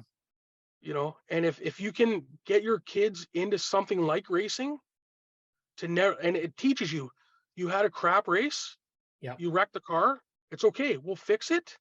Yep. You're going to learn how to fix it, and you're going to get back out there. Yeah. It's just how it needs to be. Exactly. Absolutely. Right. Like it's when you think about what racing can really teach us for life lessons, like, can you afford to buy 4 sets of tires at the beginning of the season to get you through the first few weeks? It teaches you financial responsibility. It teaches you a working mindset that really carries on, not even for your racing career, but your personal career as well. Because again, we all know, a lot of us know that the guys we see on Saturday night short tracks, they're not doing this full time. Yeah. We know you guys don't make the money to do this full time. And I'm sure that work ethic that was instilled in you guys from a young age has carried not only in your racing career, but even in your personal careers as well. Oh yeah. Like I remember back when I first started, my dad said, you got to get a job and you're paying for half of everything, which I did. And then later on in life, when dad couldn't work anymore, it was all me. And I worked like every piece of overtime I could work, holidays, like weekends. It didn't matter. Like I'd work 90 hours a week if I had to be able to go race. And That's the way it is, because it shows you that when you really want something, it teaches you that you need to work to be able to make that happen. Oh yeah. In racing, nothing is given to you. No, like there are sponsors, Yeah. but things happen. Yep. Like if you have a sponsor last year, you might not have that sponsor this year. And every time somebody gets a sponsor, they need to realize like that's money out of the company's like profits. You know what I mean? Yep. Like it's huge. Like I do. hear stories about guys getting a big sponsorship and then they spend the money on personal stuff. Every penny that I get goes right back into my racing program, and not like I don't waste it. Like it gets tires, brakes, all my maintenance, all that kind of stuff. That's what needs to happen. And there are a lot of companies out there that get sour because they've given money up and nothing that was promised happens. No return. Yep. That's Exactly. the biggest thing is ROI. But it's not even the return from my sponsors anyway. It's just you gotta show yourself, you gotta respect your sponsors, and you gotta walk around the racetrack not being a moron and causing problems. You gotta you gotta have respect for everybody, and you gotta represent, like you're representing companies. Yep.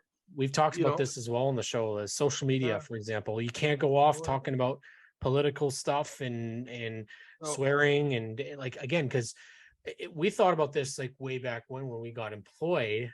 There's no way my boss is not going to look at my social. They do now. They do.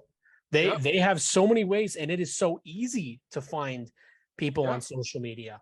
So you have to watch what you do, because again, that's the thing with us, even on the podcast side of things, is that you are bringing people on that could be representation. If somebody goes and sees something that you said, you might have meant it that way. Yeah. But it can be used as a deterrent, saying, oh, you know what? We were going to sponsor you this year, but we saw the comments that you made, and that doesn't agree with our values. So I'm sorry.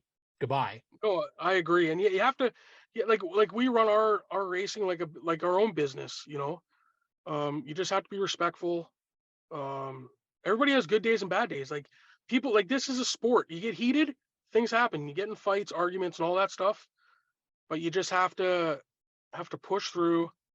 Remember who you're representing, and a lot of times is you will not be where you are if you don't have those people on your side. I think the one last question I've got to ask, I know we were wrapping it up with the fan questions, John, but I know it strives into a great conversation.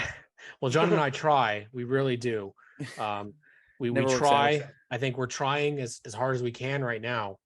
But how do we create and how do we grow a Tyler Hawn beard? Because the epic beards of racing, I think you're kind of in the lead on there right now. See, the problem is it's gone from here down to here. Tyler, I agree with you. Check this out. Okay, well, I guess I can't say nothing then. I'm in the process, so I'm in good hands already. Honestly, you just let her grow. Make sure you use some beard oils. That's what I'm about to ask. Do we have to go with the beard oil? Yeah, you got to put some in there to keep your face hydrated, and just let her grow. You got to be patient. You know what? I'm gonna start it, and hopefully by the end of the year, I'll have a kind of like a Tyler Hawn beard. Yeah, and don't be scared to trim it. Okay. Okay. Yeah, you got to trim it. Yeah, going into the law office, downtown, don't want to look too. Yeah, you don't want to look homeless or anything. Thank God I work in a mechanic shop. We're good. Yeah, you guys are good. Exactly. Yeah, you don't have to work up into the suits like I do. So. Yeah. I work in the concrete business, so a lot of times my beard's white. So do I. Mine's not there yet, but I feel like funny. I work as a mechanic for them, so you never know what's gonna happen. You get grease and oil in it. Yeah, exactly. That's Yeah, natural. it just helps the skin. Yeah, it just helps the Natural. skin. There you go. I'd rather have a Natural. sandwich with 10W30 in it, and then Yeah, yeah. There you go to go. the It's good bathroom for and the- clean my needed. hands before it. Yeah, exactly. yeah. Cleans out the insides, keeps the insides lubricated, right? Like, Yeah, exactly. Yeah. all right, Tyler, man, first of all, we got to get you back on here at a later time. I feel Yeah, like anytime, we guys. missed so much. I'm sure Cam K's probably got you on his list as well to bring you on. He is on the Um, list. So Yeah, for sure. you're gonna be hearing from both of us again Yeah, for soon. sure. Yeah. Maybe next time we'll get my brother on at the same time, and we'll just Yes, all hang out. absolutely. Yep. But before we let you go, Tyler, is there anyone you want to thank? Any sponsors? Anyone special in your life that has helped you in your racing career? Well, thank my sponsors first. Tire Depot's back this year. They're a big sponsor. Fox's Bakery, he's been sponsoring me since the start. I got Simcoe Gases. You know, if anybody needs any welding stuff up in the Barrie area, make sure you guys check them out. You know, Image Wraps does all our designs for us. And that's all that I have like buttoned up right now. You know, there's still things in the fire. Some more people possibly coming back on for us this year. And then the people I got to thank, you know, like I got my buddy Xander. He helps me a ton, especially right now. Like I can't even lift anything over 10 pounds right now. So he's the one that's doing all the grunt work. I got my brother. Like if it wasn't for his support, I still wouldn't be racing. I got to thank like all my friends and all my support, like Facebook, everywhere, like you guys for what you do. And like big thanks to my dad, man, because you know if it wasn't for him, me and my brother wouldn't be who we are today. Even my mom, like my mom's a sweetheart. You know, like she's always there supporting us. Perfect. That's awesome, man. Like I said, we want to thank you again for joining us this week on the True North Racing Podcast. We're gonna let you get out of here. Enjoy the rest of your Sunday night before we all go back to work tomorrow. Once again, guys, that's Tyler Hawn on the True North Racing Podcast. All right, guys, that was Tyler Hawn, who I thought was going to be driving the number 2 Super Stock, but apparently he's going to be going back to the Hot Rod Series this year. Cam, what'd you think of the show? Honestly, dude, one of the problems with doing these podcasts and setting a time is that they're never long enough. Like literally, this is one of those things about being a podcast host that we absolutely like. We love it because these are, when you're at the race, it's a little different because you don't have the time to shoot the shit with everybody. Exactly. Right? And they don't have the time to shoot the shit with you. Right. So, and if most of the time you're there for like the day when these guys are out, like they're busy. And after the race, you're already gone. And it's just, you don't have the time to hear those stories. And I absolutely love that we get to do this. Like, this is the coolest thing because you get to hear all about these guys and learn all about their histories. And I think one of the benefits is that now when we go to watch a race, you know a little bit more about the people involved. And one of the things, I don't know if you probably felt it too, is when you go to these races, now I'm going to be like, when Tyler Hawn's out there, I'm like, I know what he's going to be happy about, or he's doing that because his dad, you know, he's thinking of his dad right now, or, you know, and it's entertainment for us. And if we can get these guys and gals, they deserve this. Like they deserve recognition. I could go on for hours and we've talked about this. They're the ones spending buttloads of money, buttloads of time. Yeah. Not saying that we don't either, but to put for our enjoyment is what they're doing it for. Exactly. And it's absolutely a blast to hear their stories, what they're doing, and get to know the people behind what they are on the track. Because there are some people on the track that I absolutely despise. Yep. Absolutely despise them on the track. However, personally, love them. Yep. So, you know, there's some guys in Pinty's that I'm like that. I was going to say the Hooters broke up because he talked about that classic. APC, there's guys like that, OSS, you know, but man, I don't think there's a person yet that I've been like, well, I don't like that person. Yeah. There really isn't. it's so crazy when we talk, like, again, it's the whole premise of Stickers and Scuffs and even True North Racing podcast is that this is our goal, is to unmask or sorry, Yeah, that's essentially unhelmet it. these Unhelmet. drivers. Get it? Because the new intro, get it? Yes, I see. Yeah, good. But the whole premise of the show is of these shows is to get to know these drivers, because something both of us clearly, because it's weird how neither one of us knew each other, but we both had the same idea because we both thought the same stuff. Again, with the whole Andy Camera thing, having him you guys the week before, then me the week after, totally unplanned. I like, you and I especially have a lot of the same thoughts, which is scary. Very. But we both feel the same way about motorsports, in that we need to get the guys and gals of these classes to talk with us, because not a lot of them have social media. We know, I think Tyler does have Hawn Motorsports on Facebook, but I don't think it's very up to date. Yeah. Whereas if you go to a Ryan Dyson, he's putting up a vlog every week, which is great for the sport. But it's you got a high and a low.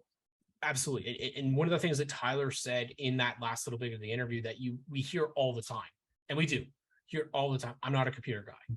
Yeah. I can't tell you how many drivers have said that. I'm not a computer guy. I could do anything on a car, but I could not tell you how to do a podcast. And it's true. It is it's truth. And whereas I'm the complete opposite, I could not tell you how to do a single thing on a car. Not one. I don't drive, so like I have no idea. I know how to take the bus. I know how to take the train, but that doesn't help in that circumstance. But these guys and gals, again, they don't know the social media, and I think that they're very behind. I think motorsports in Canada specifically, US has got it down pat. Like they have. Oh yeah, big time NASCAR. It was kind of brought up there, and they push it. They really push it there.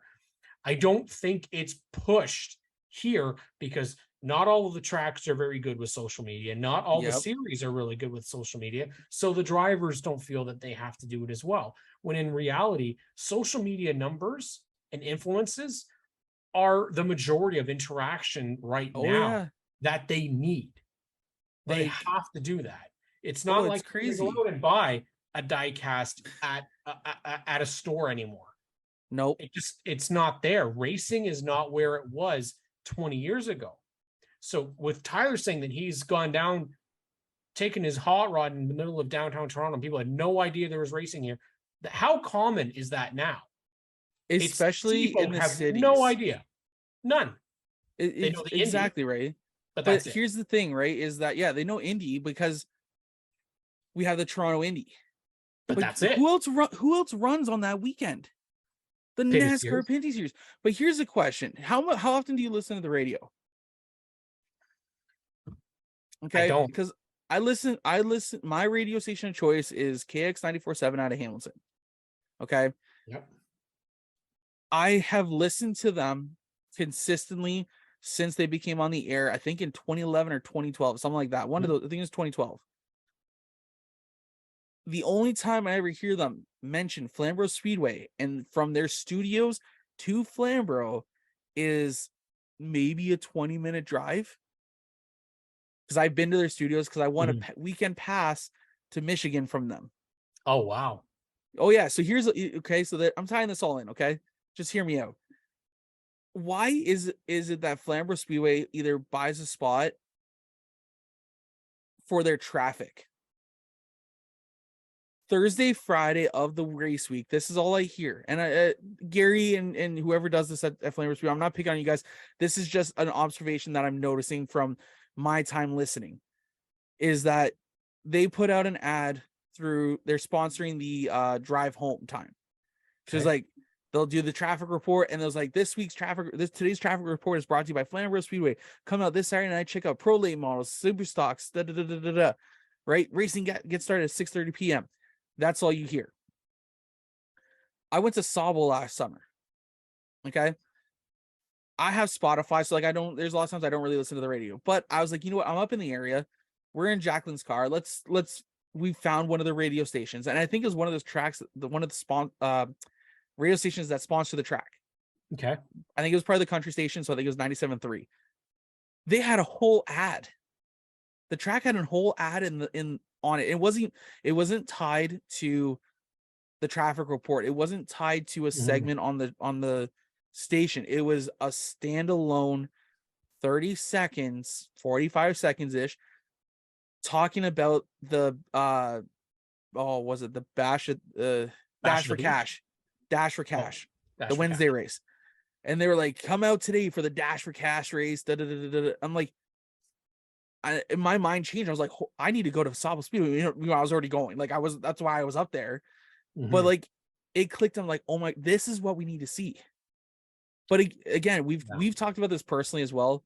You're right. We need to get into Toronto. It's a hard reality. It is.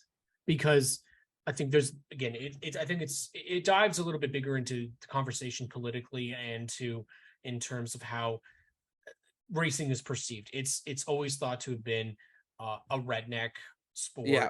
It's out in the rural. It's not near the suburbs. But the reality is that you can take Formula One as a perfect example. Yep. Formula One has brought racing mainstream. As crazy as it is to say, but there's people that I know that have never been interested in motorsports that know of it now because of the Formula One documentary series. Yep. Now, yes, it's hammed up for drama. That is what TV is for, right? Yep. But at the end of the day, one of the things that you just mentioned is a problem. And it could be a hot take here. I don't know. But you're mentioning rural stations, right? Yeah. Where is City, CTV, CP24? That is your mainstream. As much as people don't want to think that it is, that's your mainstream audience. TSN, Sportsnet, they're not mentioning weekly racing. They don't. No. That is absolutely a fact. I remember seeing Chex TV used to do it all the time. Why? I don't even know if Chex TV is still around, but I've never even heard of it. So okay, so Chex was always like the TV network that you would get like in cottage country, if I remember correctly. And so they would have like Peterborough Speedway used to have like reports that they would have. Delaware Speedway would have like reports. Where's that? Because you're only getting it in those areas. You're not getting it in what's known as the main hub. And again, it's not the most popular thing out there, but if you go to Mississauga, Brampton, London, Toronto, Windsor, you have to go to these, you have to go to the main cities across. London is good, but London, and that's why I think Delaware gets such a good crowd, is because there's a lot of London and Windsor. They focus so much on the racing there. Toronto does not, we don't get any sort of push to Sunset, sort of push to Peterborough. There just isn't any.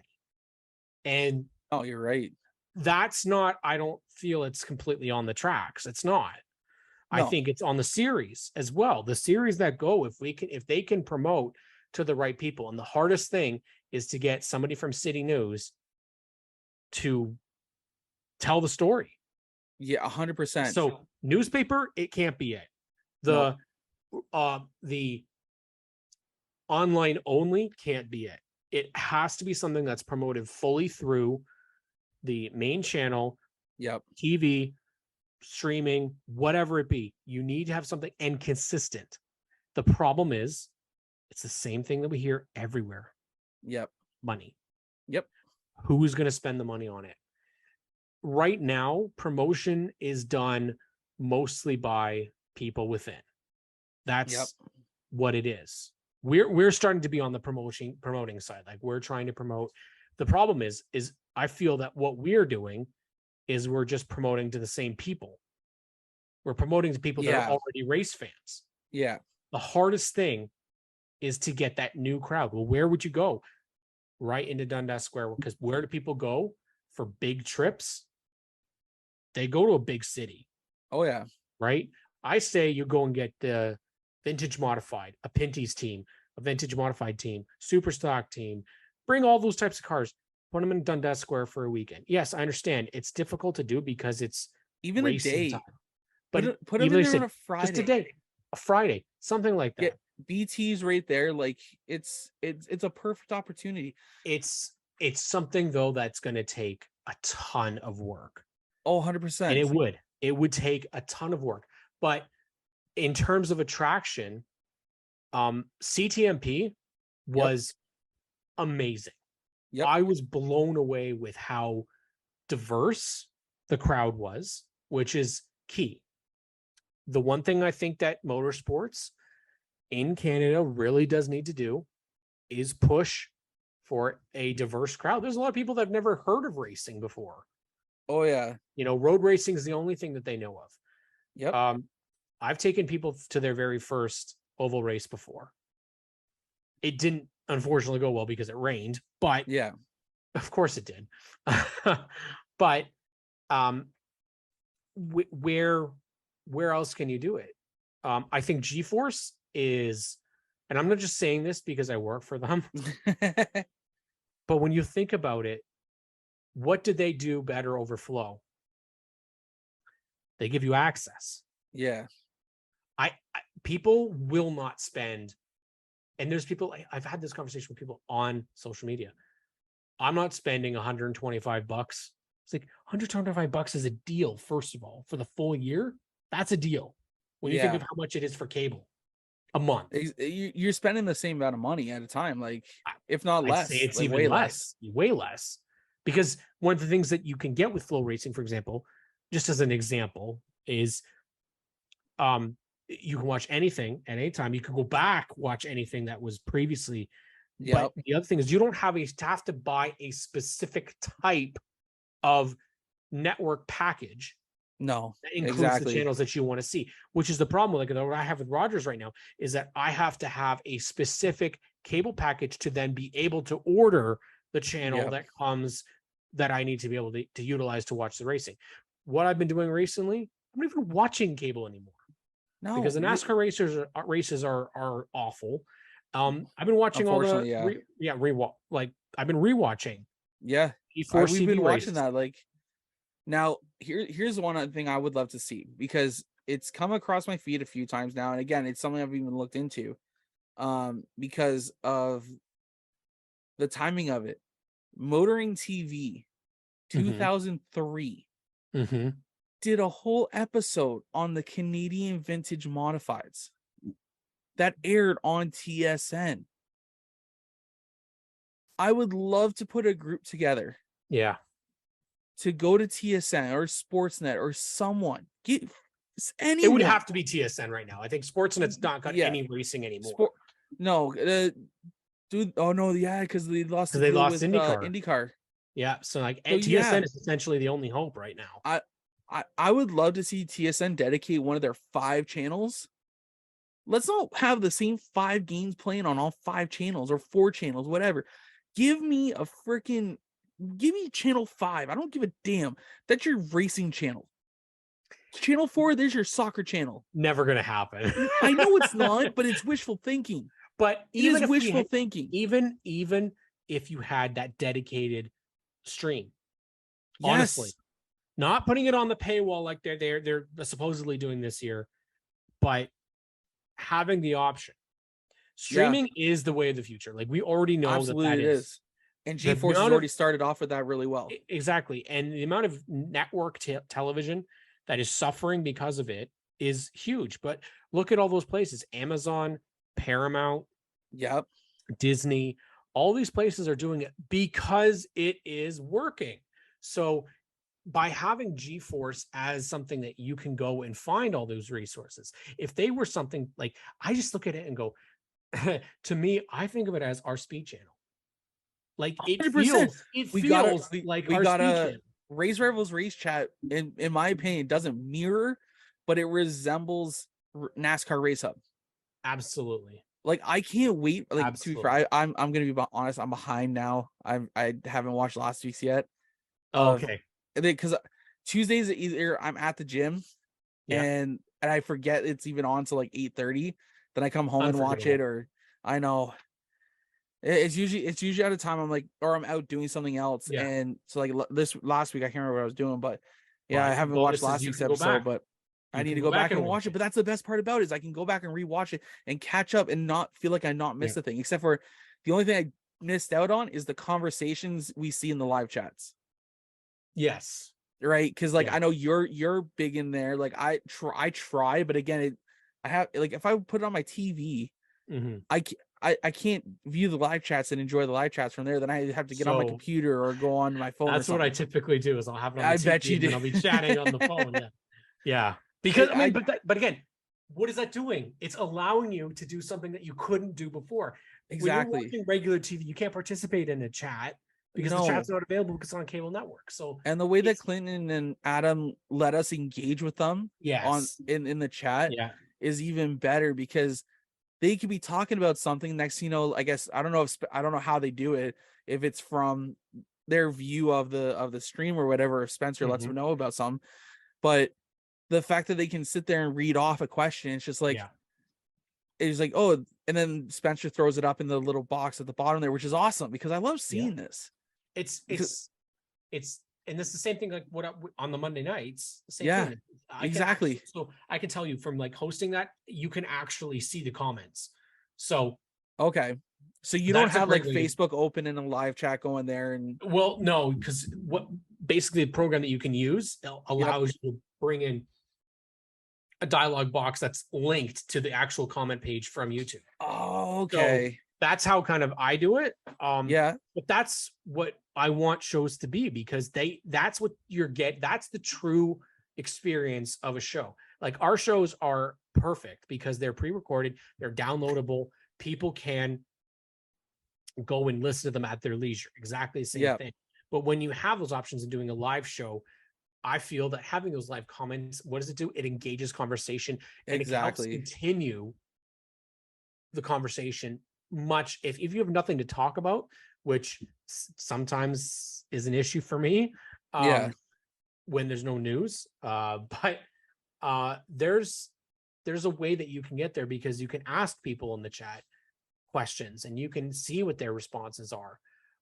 It's ways to build. Oh yeah. And I think that there's such a good future there. I think it's if you can get more GeForce Lite out there, like we would love to see, I'd love to see more Rogers TV broadcasts or Kojiko for Hamilton, or Kojiko. Like if I can see weekly Peterborough or weekly Flamborough, man, are you kidding? My TV would never be off. I would never stop watching racing. Exactly. Ever. And I mean, that's there would be so much content. That's and people. Okay, so one of the questionable debates has been, is that doing a good job? Is it harming racing or is it helping? I'm here to tell you that I had no interest ever in going to Delaware Speedway previously. Yep. But since I started watching those Rogers TV broadcasts, I want to go every friggin' week. Yes. I legitimately wish I could travel 3 hours there and back every friggin' Friday in the summertime. Not going to happen. But hey, Jordan Fiddler did that and he raced it. I mean, he's nuts. But either way, as racers normally are, right? Exactly. But the option being there is something we didn't have. Yeah. And I love the Pinty series. I love it with my heart. But that's one of the things that would really help. Yeah. Is accessibility. Because unfortunately, people don't, they won't go that extra mile unless you're super fan. And exactly, super right? fan like I am, I will go that extra mile because it's one of my, it is probably my favorite racing series across the board. But an hour on a tape delay isn't what we need still.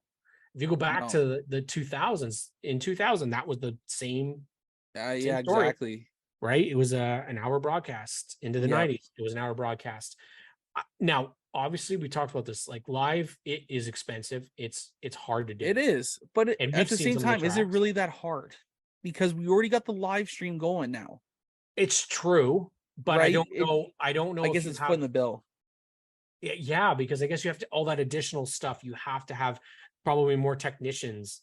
Yeah. Whereas if you're doing if you're just getting the feed from the track and then just using the camera people, you don't have to do all that. Whereas if it's got to transition with commercials, if it's got to Yeah. you've got to have more operators, you've You got to got have more trucks and yeah. Like I think that we've got something to start. It's just the longevity is I don't want it to run out. I really 100%. don't need it to run out because it's saving a lot right now. And I think that's why are people going to Delaware? Because it's televised.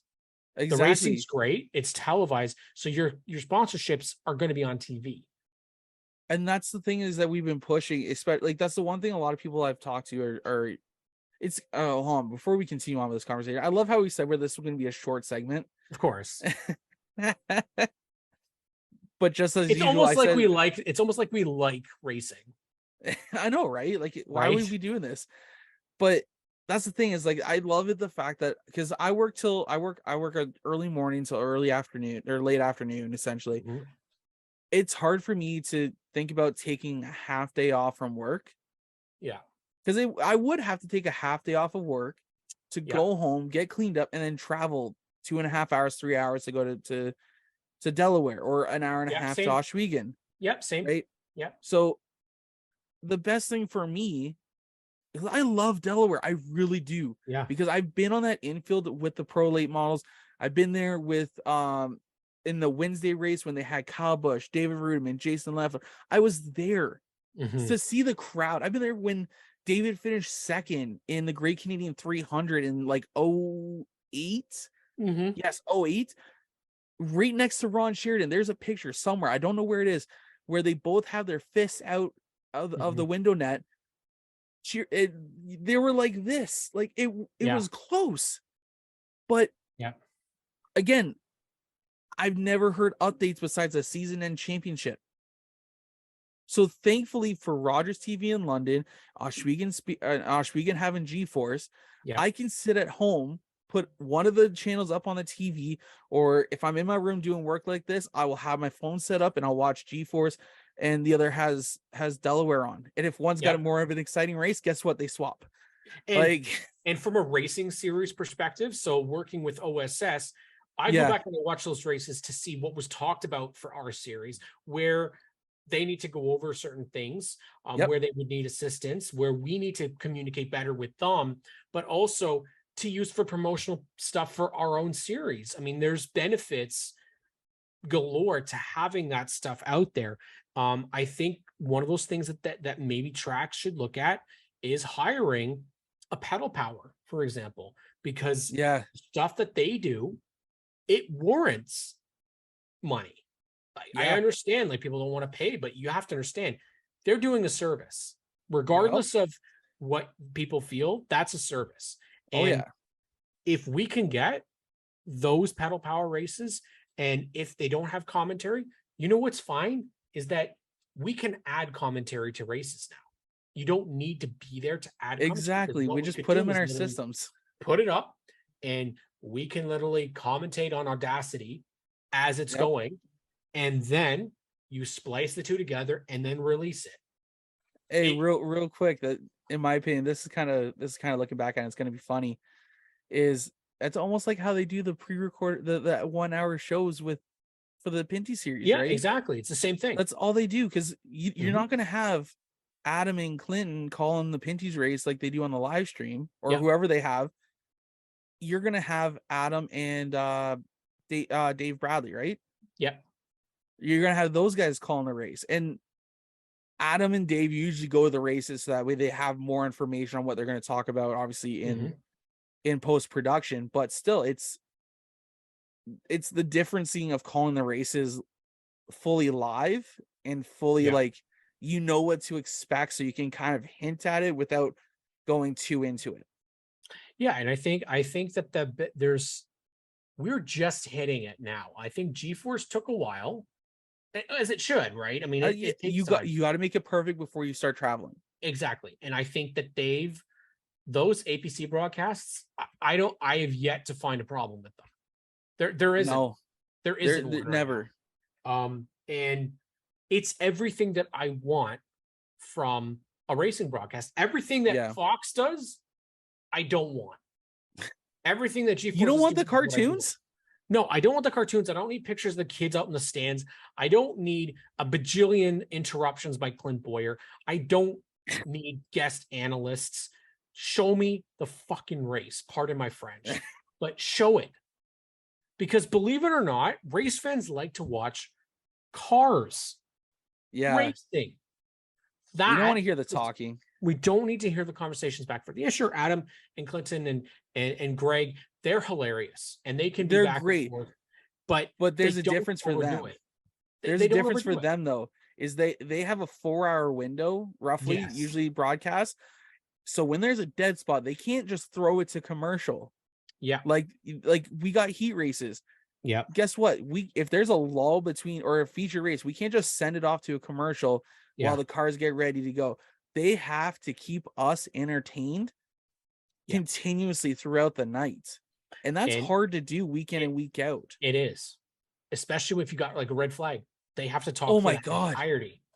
Like I think in one red flag, it took 30 minutes to clean up. I think I saw 2 sets of commercials that were maybe 2.5 minutes long for each one. So 5 minutes total in a 30-minute period. But the rest of the time they were having to have a conversation with themselves and with us without going back to them.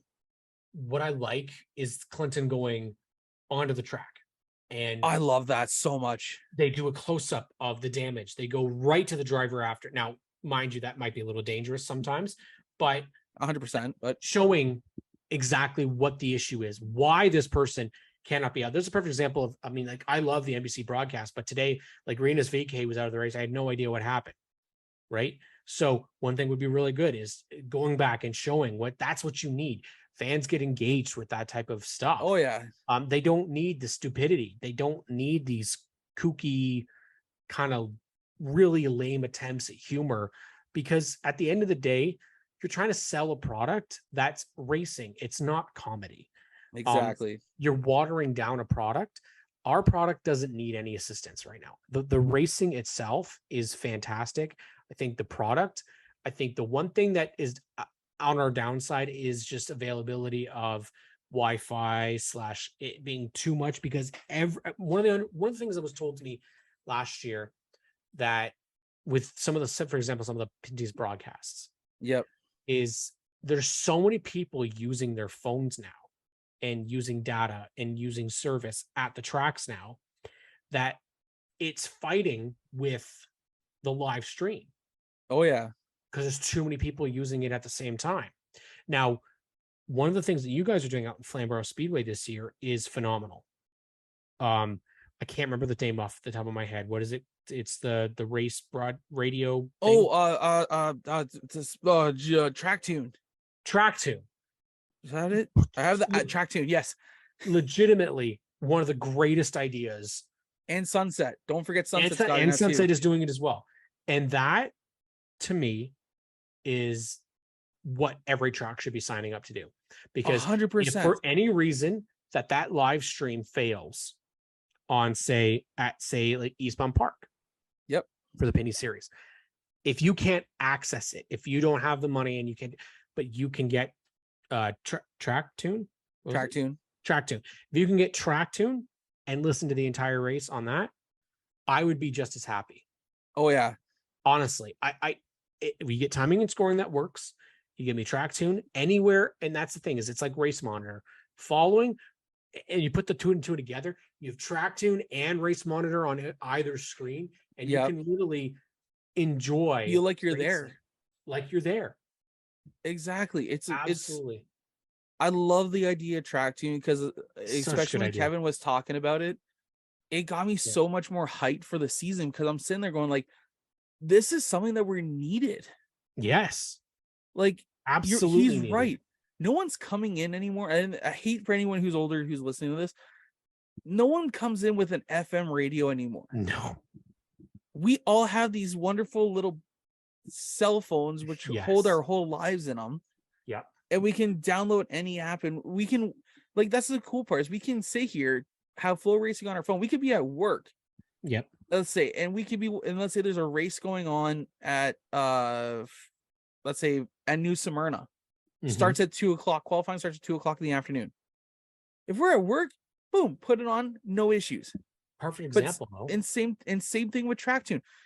2:00 start, no live stream at that track. Guess what? Boom. Now we can listen to New Smyrna or Eastbound Park in Newfoundland there. Like we or for I was about to say British Columbia, but I forgot that track doesn't. Area 27. There you go. Yeah, Area Highway 27. Area 27, sorry.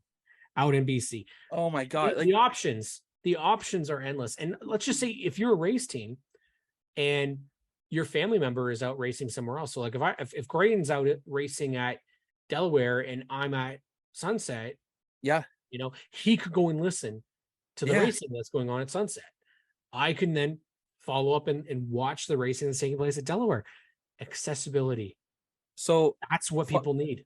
Funny you say that, because like I said earlier, is like no one watched the vlogs for me. They watched it for the racers, which is absolutely true. I'm not the star of it. I'm just explaining what I'm seeing and what is going on between the actions, right? Whereas, so it's awesome because I think it was Arsenal or Passetti's. Their family, the rest of their family lives in Calgary in Alberta. And he goes, dudes, like the videos you do are awesome. Like it helps us out so much because my family can go in that week and watch our races. Yeah. But it's just our races, which is perfect for them. They can see where we finish. They can see all this other stuff because you talk about it as well. It's like they like every single thing you do. They watch your posts. They understand more about race day from you than anywhere else.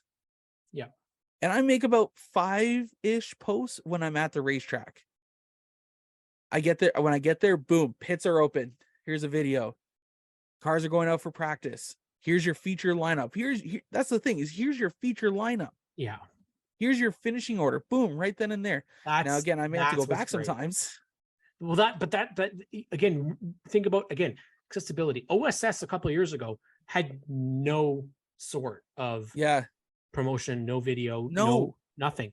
And now we're gonna get three races on Delaware at Rogers TV London.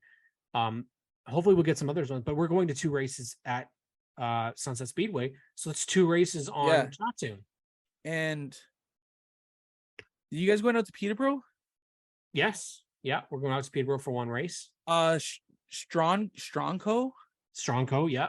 He does some video footage, but that'll be up after the episode, same like Pedal Power. But it's helping. Done. It's done.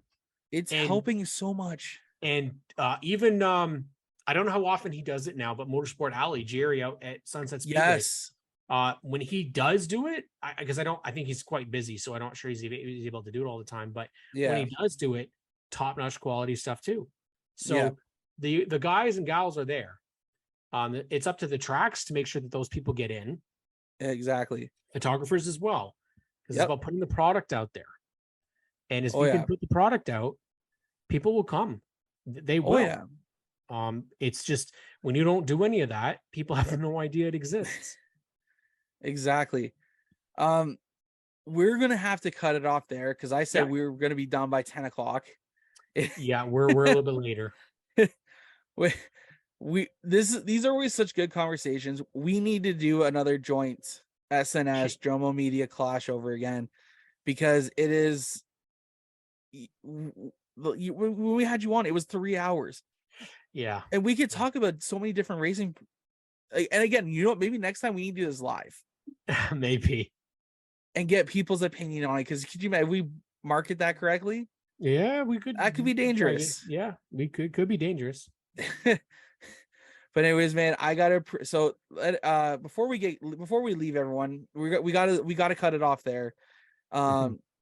We could go on for probably another 4 hours. Yeah, easily. and cover so many different things here. Cam, where can they find you on social media? Where can they listen to the Stickers and Scuff podcast? And where can they find the Pinty's Power Hour? All right, Pinty's Power Hour is on tomorrow. It'll be on Monday. So obviously it'll be before this releases. Yep. We're on every Monday. I think we're going to approach episode, maybe 45. I think tomorrow, episode 45 on GeForce TV. Of course, make sure you subscribe there. Weekly Mondays at 7. Always a lot of great stuff to talk about. Stickers and Scuffs podcast. We are on all streaming platforms, also with video on YouTube, and then we also have a Facebook group. We are approaching 800 members strong. We'd love to have you guys. We're also approaching 400 subscribers. Love to get some more subscribers as well. You can find me on social media. I'm on Instagram, Twitter, and Facebook. At KMK Racing is the handle. Stickers and Scuffs across all of those as well. Make sure you check it out. My buddy Graydon Bunn as well. He's going to be out racing this year. I've just been confirmed actually that he's going to be racing potentially more than once this year. Yes. So make sure you check him out. Graydon Bunn, a smooth operator on Toronto on Twitter, and got work on the brain. And then Graydon Bunn on Instagram as well. But definitely check us out at the racetrack. We'll be there. Penny's opener May 13th, and definitely always looking for supporters and for more people to come and be on the show. We're trying to hopefully get Rick Spencer Walt this week. I know he's coming back from a wedding, so not sure if he's actually back yet. So not sure if he's going to be out there, but we want to make sure just throw a quick shout out to the new Mr. and Mrs. Connor James. Connor and Taylor, congratulations to the two of them on their nuptials. So that's where we're at, but definitely come and see us at a racetrack this year. Thank you, Jomo, for having me on, man. No problem, man. Thank you. Hey, I know it was last minute. I appreciate you for coming on with us this weekend. No worries. It saved my butt. It made this show, I think, a lot better as well. Oh, thank you. Because Tyler was such a great guest as well, and there's so much. Again, same thing. We got to get him back on. This could be dangerous going down the road, especially between Cam and myself. There's a lot of topics we could probably discuss and probably get in trouble over, but we'll save that for another day. You guys can find me on Facebook, Instagram, Twitter, TikTok, YouTube, Jomo Promos, or Jomo Media on any social media platform. Don't be afraid to like, share, subscribe. We love anyone who listens to the show. So make sure you guys comment, leave a review on Apple Podcasts, because I don't think there's anything there, but hell, you never know. I haven't checked it. So thanks again for Cam K for joining us this week on the show. It was a lot of fun. Enjoy your week, bud. We'll definitely be chatting soon. Sounds good. All right, guys, that has been episode, I don't even know anymore. This is the True North Racing Podcast with Cam K, John Morrison. We'll see you guys later. Bye now. True North Racing. Let's go.